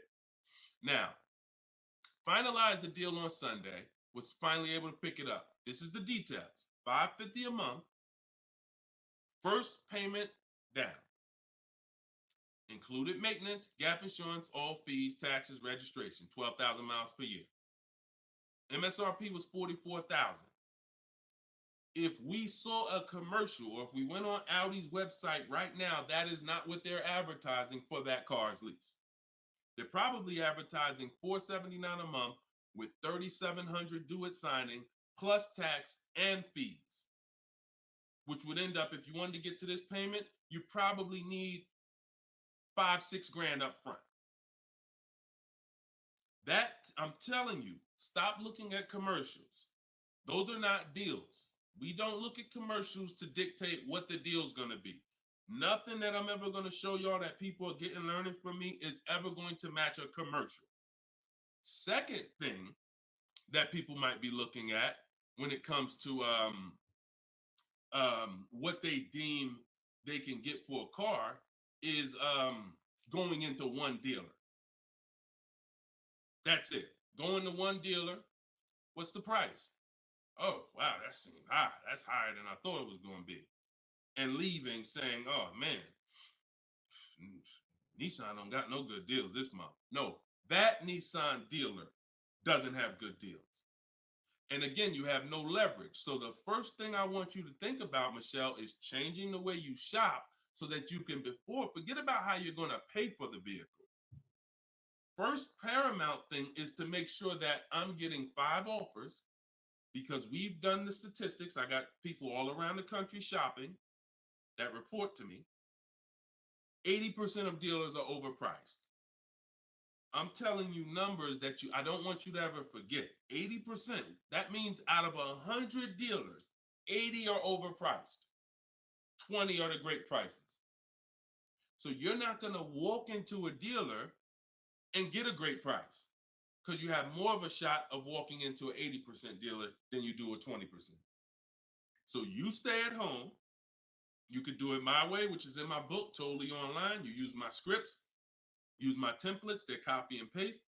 Or if you want to do it your way, you can call around and get several quotes. But you need to get at least 5, because you're going to be amazed how different the quotes are.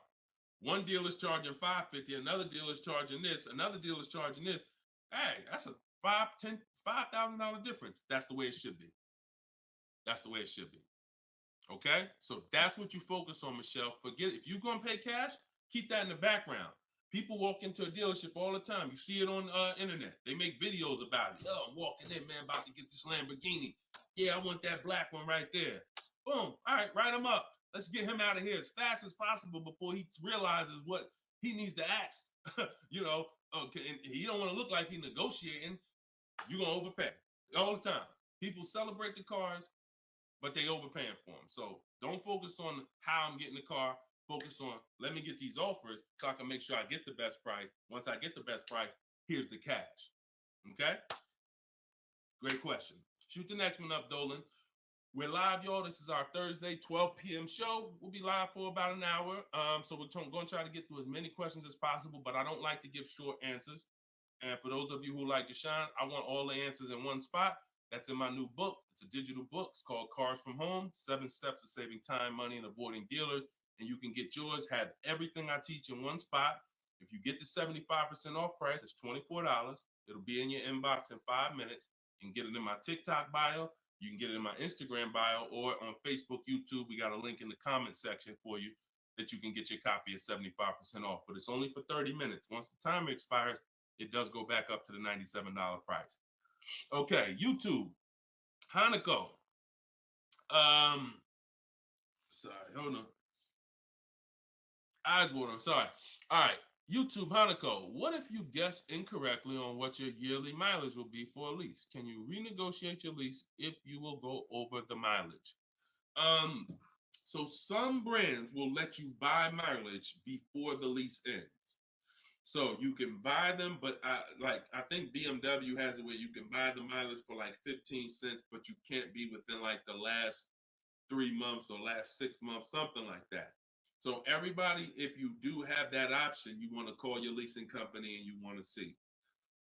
But I teach to estimate your miles. Like I have a chapter in my book. It's not even a chapter. It's like a little section called Choose Your Mileage Wisely, where we walk you through the math. Now, sometimes lifestyle changes. You were working 10 miles from home. Now you're working 30 miles from home. That's understandable. What I like to do is we always do an equity assessment. Who has a lease, but you didn't know you could sell leases? Type of question mark. If you did not know that you could sell a lease, I want you to type a question mark in the comments, because you need to get familiar, and every one of you who are going to be replacing your cars, whether you own it, lease it, anything, you need to get familiar with what we call an equity assessment. Yep, I see a lot of you. So a ton of you have leased cars and you didn't know that you could sell leases. So imagine how much that's cost you so far. Again, I'm the bad news first person. If you dropped off a car without seeing if there was any equity, then you certainly, I mean, there's no guarantee, especially, but if you dropped off a car 2020, 2021, 2022, oh, you most certainly, there's a good chance you had equity because everyone did. And it was to the tune of, 5,000, 7,000, 10,000. If you had a truck, some of these trucks, $10,000, $12,000 checks people were getting. Now those big checks are over because that was a limited inventory thing where resale values were so high. Almost everyone had equity. But you need to make sure you're not leaving 1,000, 2,000, 3,000 on the table in this market. In a normal market, we always do an equity assessment. So if you're going over your miles, you want to do an equity assessment to see if you can sell it. Because if you sell it, you're out of it, and you can just go lease a new vehicle. But so the equity assessment is you call your bank, you get your payoff. You go, once you have your payoff, you want to ask them. It's only for leases. This question, the second question is only for leases. Do I have a third-party restriction? If they say yes, you just need to make a note of that. If you don't have a third-party restriction, and there's several brands that don't, Chase, Toyota, Mazda, there's still a couple leases out there that don't have third-party restrictions, then you're going to go and you can sell to any of the online bidders, highest bidders. You get all these offers. And look, let me be clear on when you should be doing this. Before you ever think about shopping for a car, you gotta take care of your equity. You shouldn't be shopping for a car and then saying, all right, now let me check and see what equity I got. Because now if you don't, you need to know that up front, because if you have $3,000, $4,000 of equity, that matters going into your budget. Maybe you want to apply it to your next deal. Maybe you want to put it in your bank account, but you need to know about it early. That's why it's the second step in my system. I got 7 steps. Equity assessment is the second step. As soon as you think about getting a new car, your first question should be buy or lease. Should I buy or lease? That means, am I keeping the car 8 years or not? And then the second thing is equity assessment, because that's going to tell you your positioning with your current car. So once you get your payoff, you go to the Carvana, CarMax, Driveway, and you look, you do what you want. I would not suggest you be lazy in this. This takes 20, 25 minutes, and this is your money. So you go to those websites, CarMax, Carvana, Driveway, Kelly's Blue Book Instant Cash Offer, hold on, Auto Nation Sell My Car, and Car Google Sell My Car. 6 offers, 6 cash offers, and that's going to tell you your equity position. That's once you know that, because some of you are going to do that and find out you got negative equity. Now you have to plan accordingly. Some of you are going to do that and find out you got 4,000 of equity. Now you got to plan accordingly. Some of you in leases are going to do that and find out you have no equity, in which case, I just need to wait until my lease is up. I can't get out early. But so the equity assessment tells you how you can move to the next step. Okay? So that's what you focus on. That's what you focus on at this particular step. Okay? Go ahead, shoot the next question up, Dolan. All right, we're getting a lot more. I'm gonna try to go faster, but go ahead, shoot the next one up, Dolan. This one's Instagram. That's my man that I said I didn't want to butcher your name. Might even be a woman, so I'm not even gonna try to pronounce the name. But my lease is up in 6 months. I would like to lease again. Is my current lease gonna hurt me when trading it in? Equity assessment. I'm glad you asked that. Equity assessment. That's the game. That's the game. See, those are the questions that gets answered with the equity assessment. Is my lease going to hurt me or help me? Do the equity assessment, and you'll know. Now, if you have a third-party restriction, then we can't sell direct to these online buyers. We have to sell to a local car dealer of the same brand. So I have a script in my book where I walk you through talking to used car managers so that you can actually sell your car locally to them. You're selling a 2 or 3 year old car, usually good mileage for most. We need to sell that car to a local used car dealer, but we are still getting bids. We're not walking in. This is what a lot of people did. You may have did it. Man, I got a third party restriction. I'm gonna just walk into the dealer. hey, yeah, look, I know I got equity. You don't realize how you're making it hard for someone to even help you because you don't know how much equity you got, and now you're coming in and you're not really saying what you know. When you're at home and you're talking to managers, you're talking to people and getting offers for that car, you can speak intelligently. And we only talk to used car managers in those cases. But that's only if you have a third party restriction, because some people, another thing they were doing is buying their cars and then turning around and reselling them. Reason I never do that is because, and nobody who's listened to me, even throughout the pandemic, I don't think we had one person do that, is because when you buy, you pay taxes, you pay fees. So yeah, if I had 5,000 in equity and then I buy the car and resell it and then I pay 4,000 in taxes and fees, by the time the title gets to me and all of that, I might break even. When we sell direct to a used car manager or a local dealership, we don't pay those fees. So although they might not pay, they're not going to pay as much as CarMax, Driveway, and any of these online bidders, we still get offers from them because we don't have to. They're not going to pay those fees. We're not. Those fees aren't going to come out of our profit. Okay. Equity assessment. Again, D. I'm gonna just call you D. Go ahead. Next question, Dolan. Exactly. Exactly. Auto advisor. Equity assessment. How'd you come up with the auto advisor? That's so funny. I'm just not used to seeing, I'm not used to seeing anything that says the auto advisor unless it's there's a lot of Deshone the Auto Advisor accounts going around inboxing people to buy crypto. I don't do anything but car education. So if it ain't about Cars from Home, my book, if it ain't about Cars from Home, my video library, it ain't about my coaching program, then it is not me. Stephanie from TikTok. So you can ask any lender, even if they don't work with them directly at the dealership? Absolutely. These people lend money. They don't care about selling you a car. People that lend money want to give you a loan. Good question. Absolutely. Go ahead. Shoot the next one up, Dolan. All right. Everybody getting value out of the show so far? Type dollar signs. Let me see the dollar signs. If you're enjoying and you're getting value out of this show, by the way, for those of you who just came, this is live. This is our Thursday live show. We rebroadcast these shows throughout the day, so that everyone can rewatch them. So you might see a rebroadcast, but Monday, Tuesday, Thursday, and Friday, 12 p.m. and 3 p.m. is when we're actually live. So when your coworkers, your family is talking about car shop, you want them here 12 p.m., 3 p.m. We're actually live Monday, Tuesday, Thursday, and Friday, Eastern time. All right. This one's from Instagram. How do you get a great lease deal? Bids. It's the only way. Because all right, so I'm gonna give you an example of how not getting bids will actually deceive you, and you could possibly think you got a great lease deal. So this is Charles. He got a Palisade. Palisade is probably one of the top 5. Definitely throughout the pandemic, it was probably top 5 most popular, SUVs. People were overpaying, and I don't want to, I don't, you might have one. And, unfortunately, a lot of people overpaid for these, and they're still overpaying for them.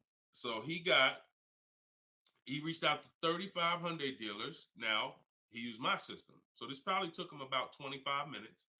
I have something in my book. My strategy is called the 25 to 5. What that is we're connecting with 25 dealers online. And our goal is to get 5 offers. Because if you want to show earlier, I told you 80% of dealers are overpriced. So we're going to get 5 offers, and they're going to be about $150 to $200 apart minimum. Your best offer when you get bids is going to be about $150 per month to $200 a month cheaper. Now, if you're purchasing, hold on.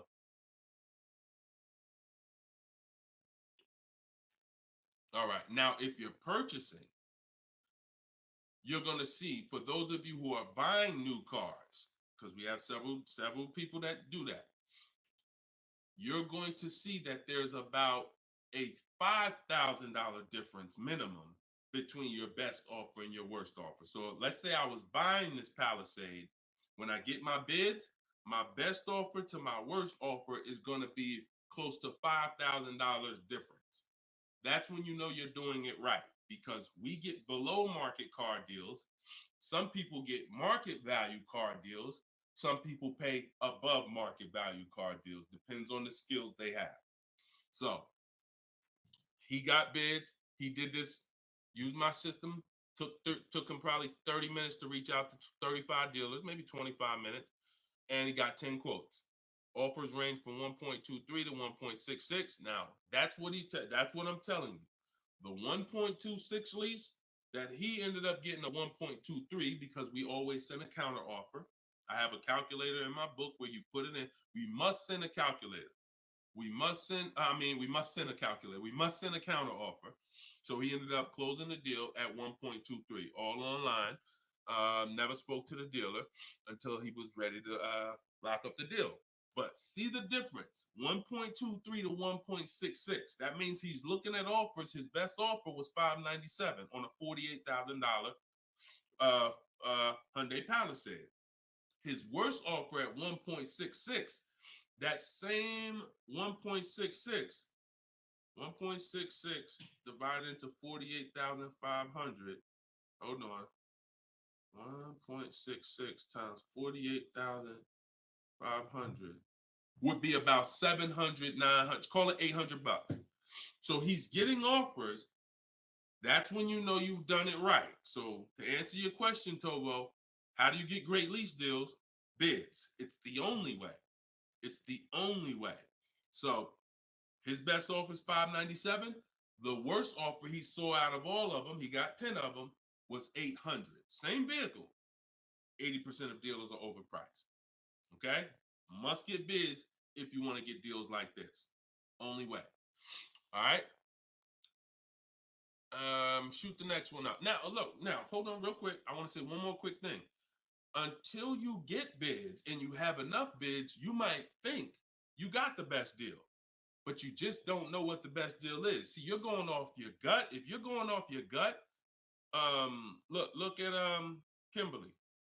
Kimberly saved $20,000 on her Maserati. It's a $91,000 vehicle. She posted, the one she ended up getting was 91 because a dealer near her ended up beating this offer she had, but it was an $86,961 Maserati. They offered it to her for $66,261. So they're taking 20 grand off. But she had offers that were 10 grand off. She had offers that was 12 grand and 8 grand. And if she would have tried to assume, well, damn, 8,000, that feels good. I mean, shoot, brand new Maserati, taking 8,000 off. That gotta be a deal. See how much money she would have left on the table? See how much money she would have left on the table? So we cannot assume. We get multiple offers. We look at the lowest one. That's how we guarantee. All right? Go ahead. Shoot the next one up, Dolan. Great questions today. Great questions. Let's go. All right. We got Emo on YouTube. I test drove I'm test driving an MDX soon. Okay. I test drove an MDX as soon as we finished. They tried to get me to run my credit. I told them I'm shopping dealerships, didn't like it, so the manager came in the office and tried it. No again. 100%. You look, y'all. If you don't have a plan, you're under someone else's plan. You follow me? I'm gonna say that again. If you got a light bulb emoji, type a light bulb emoji, type a gym emoji. Remember this. If anytime you don't have a plan, you will be subject to someone who has a plan. And there's nobody that has a plan like car salespeople. We know what we're doing. We are not trained in much. We're not trained in finance like we should be. We're not trained in buying versus leasing like we should be. We're not trained in resale values like we should be. We're not trained in insurance products like we should be. There's more insurances to consider with a car than there is a house. Kid you not. Extended warranty, that's an insurance policy. You might use it, you might not. Tire and wheel, that's an insurance policy. Gap insurance. You have auto insurance. There's multiple insurances that you need to consider in this business, when you're buying a car, when you're leasing a car. We're not trained in none of that like we should be. But what we are trained in is how to make sure we have enough information to sell you what we want to sell you. And so if you don't have, and the people with the least integrity, they are certainly going to try to pin you down with the credit check.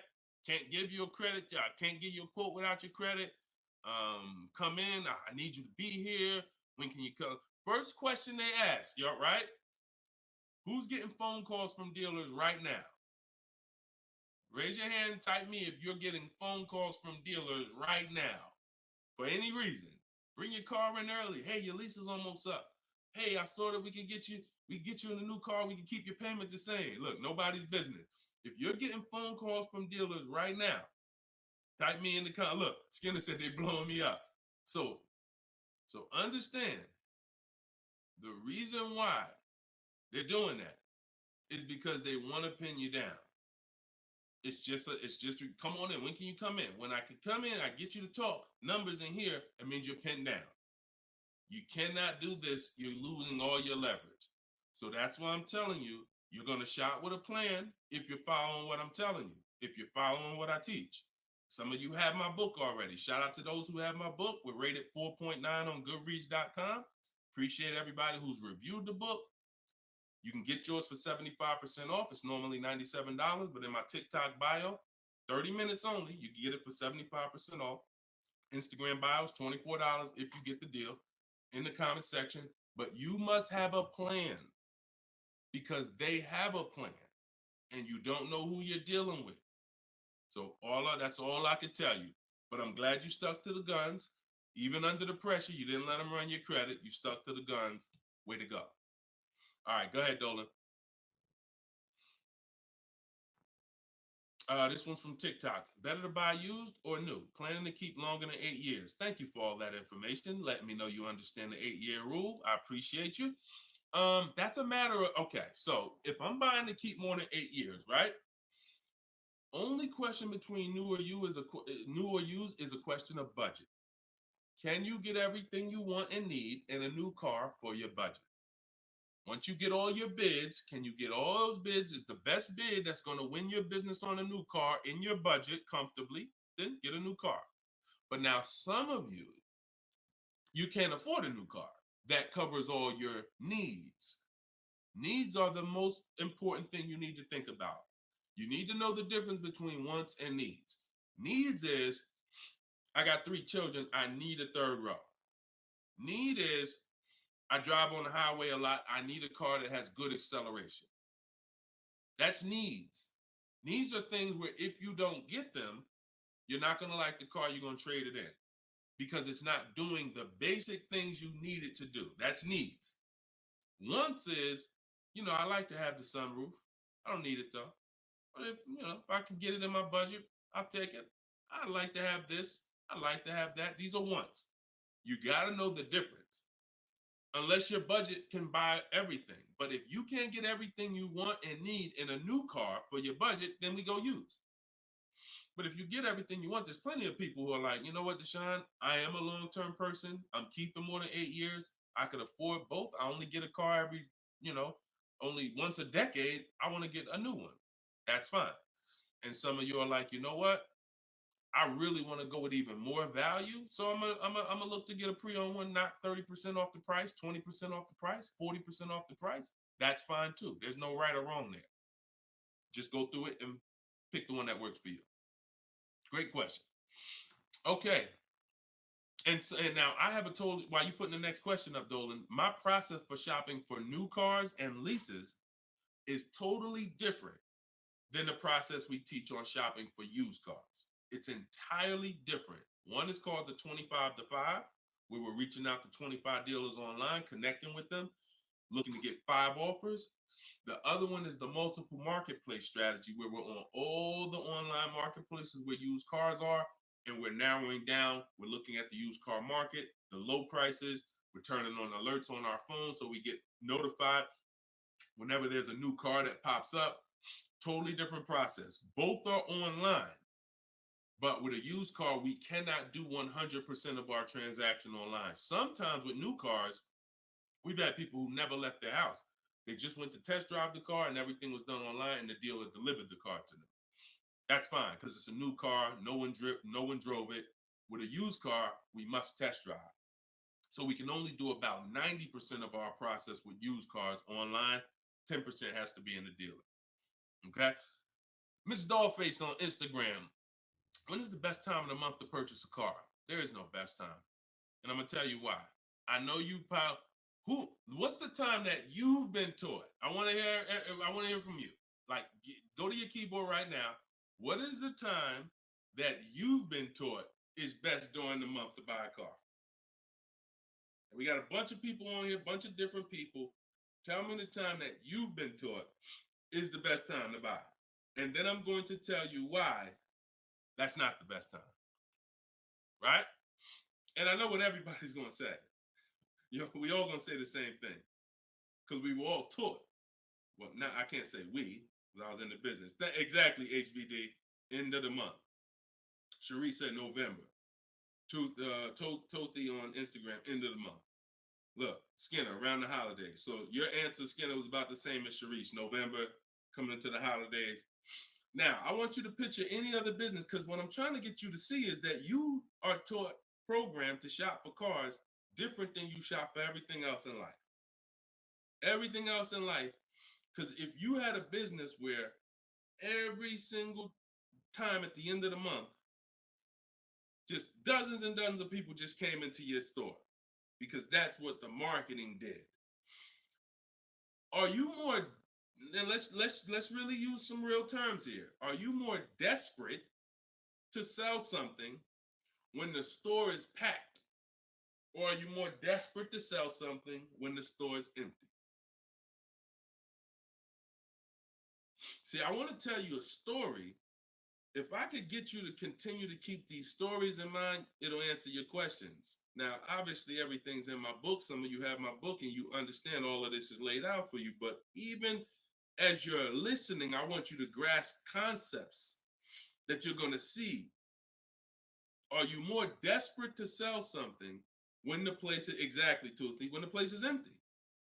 Place is empty. If I got a store and I haven't opened up that register all day long, it's daggone 5 p.m. I haven't seen one customer. I'm desperate. But if the store is packed, man, I ain't thinking, what are we giving deals for? You know what I'm saying? What are we giving deals for? The place is packed. We're not desperate. So the marketing is great. The marketing makes you think, oh, end of the month, we're getting the best deals here. There's clowns up here. They got daggone balloons. They got the guy outside with the arms blowing. They got signs everywhere. This is what the place is a carnival. Why do we need to give away these cars? No. You don't want to be sitting next to somebody and Jim drives off with a car and Jim, all right, man, have a good one, man. Yeah, you here too, man. We was here the same time. Great. Yeah, man, I'm going. And you sitting there and you going to say no to a deal. Salesman looking at you like, hey, look, do you want it or not? Because, we're real busy. It's people waiting in line. Do you let me know? So it's the pressure. It's the like. So I say that to say what you've been taught, the holidays, the end of the year, sounds good. But you're much more likely to get a deal when there's no one in the showroom. The 10th of the month, the 2nd of the month, place is dead. And I like to make sure you're positioned.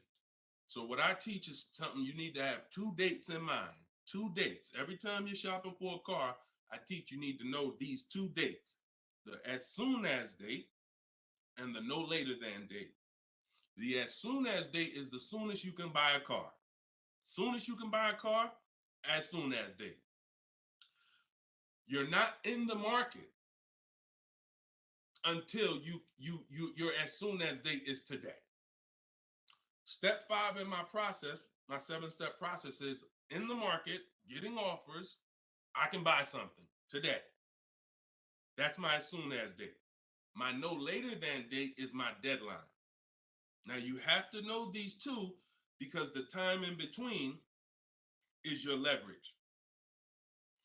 So let's just say my as soon as date is today. I can start looking at offers. But my no later than date, I got 2 months. 2 months. I need to have a car by this time, 2 months from now. That's my deadline. I got all that time in between to say no. I got all that time in between that when I'm contacting dealers, when I'm looking at inventory, I can look at trends. I can see are the prices dropping. I can have alerts on my phone, getting access to the new inventory. This is our process. So some of you are like, Deshone, I need a car in a week. Well, you still have a as soon as date and a no later than date. 3 days, soon as date, no later than, doesn't matter. So you have to know these 2 dates because in between is your leverage, which is why I don't want you emergency shopping unless it's an emergency. Okay? I don't want you emergency shopping. Don't get into the habit, don't stay in the habit of emergency shopping. Oh, I'm gonna put it off to the last minute, and then, oh, I gotta go into the dealership. Oh, I need a car this week. All of that is working against you. Now, if you can still get, in fact, when you go to my website for my book, you'll see it says below market deals in as quick as 48 hours. But the more time you have, the more time you have to say no. Programs change every month. You see deals change, lease programs change, rebates change. And so when you have inventory changes, so if you're looking for a black or blue car, all these dealers don't have one right now, but they got one coming next month. You can, that's fair game for you because you have time. So these are all the benefits of getting in the market 3 months early and learning how to look at the deals. If there's a great deal now, we jump on it. If there's not, okay, I'll look next month. And that's what I did when I got my mother's lease on her Mazda CX-5. October, I was looking at the deals. I didn't like them. Got all my offers. I said I didn't like them. Now, the great thing is I made contact with all these dealers. So they know. Now I'm following up next month. Hey, just checking in. How's the deals looking for this month? November, didn't like them. 3rd month, December, got the deal I liked. Wrapped it up. So don't always think time is an asset. Time is an asset. Now, if it's an emergency, that's fine. We got to get a below market deal. We only got a week to do it. That's fine. You better have a strategy. But if you have the luxury of time, we use that to our advantage. So I wouldn't say there's a best time of the month to purchase a car. But if you're in the market and you're positioned, here's another thing you're positioned for. Every now and then we come into the dealership. When I was at Mercedes, when I was with General Motors, it happens all the time throughout the year. It could happen on the 10th of the month. It could happen on the 12th of the month. It could happen on the 8th. We don't know when this is going to happen, but this is the conversation I'm about to give you, a behind the scenes look of exactly what happens and why I want you to be positioned. We come in and look at the numbers on the board. Sales manager looks and says, man, we got 20 cars sold for the month. We are way behind our objective. All right, listen, call everybody anybody you got, anybody that's real, anybody that's a real buyer, call them. We're not turning down any serious offer today. You want to be the person that's positioned.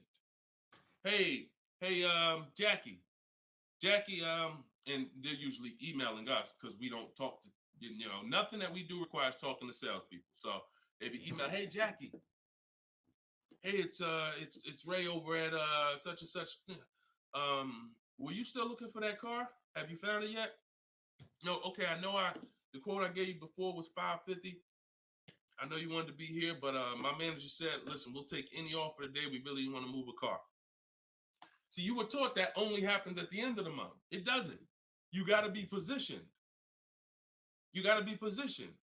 And so that's the luxury of time.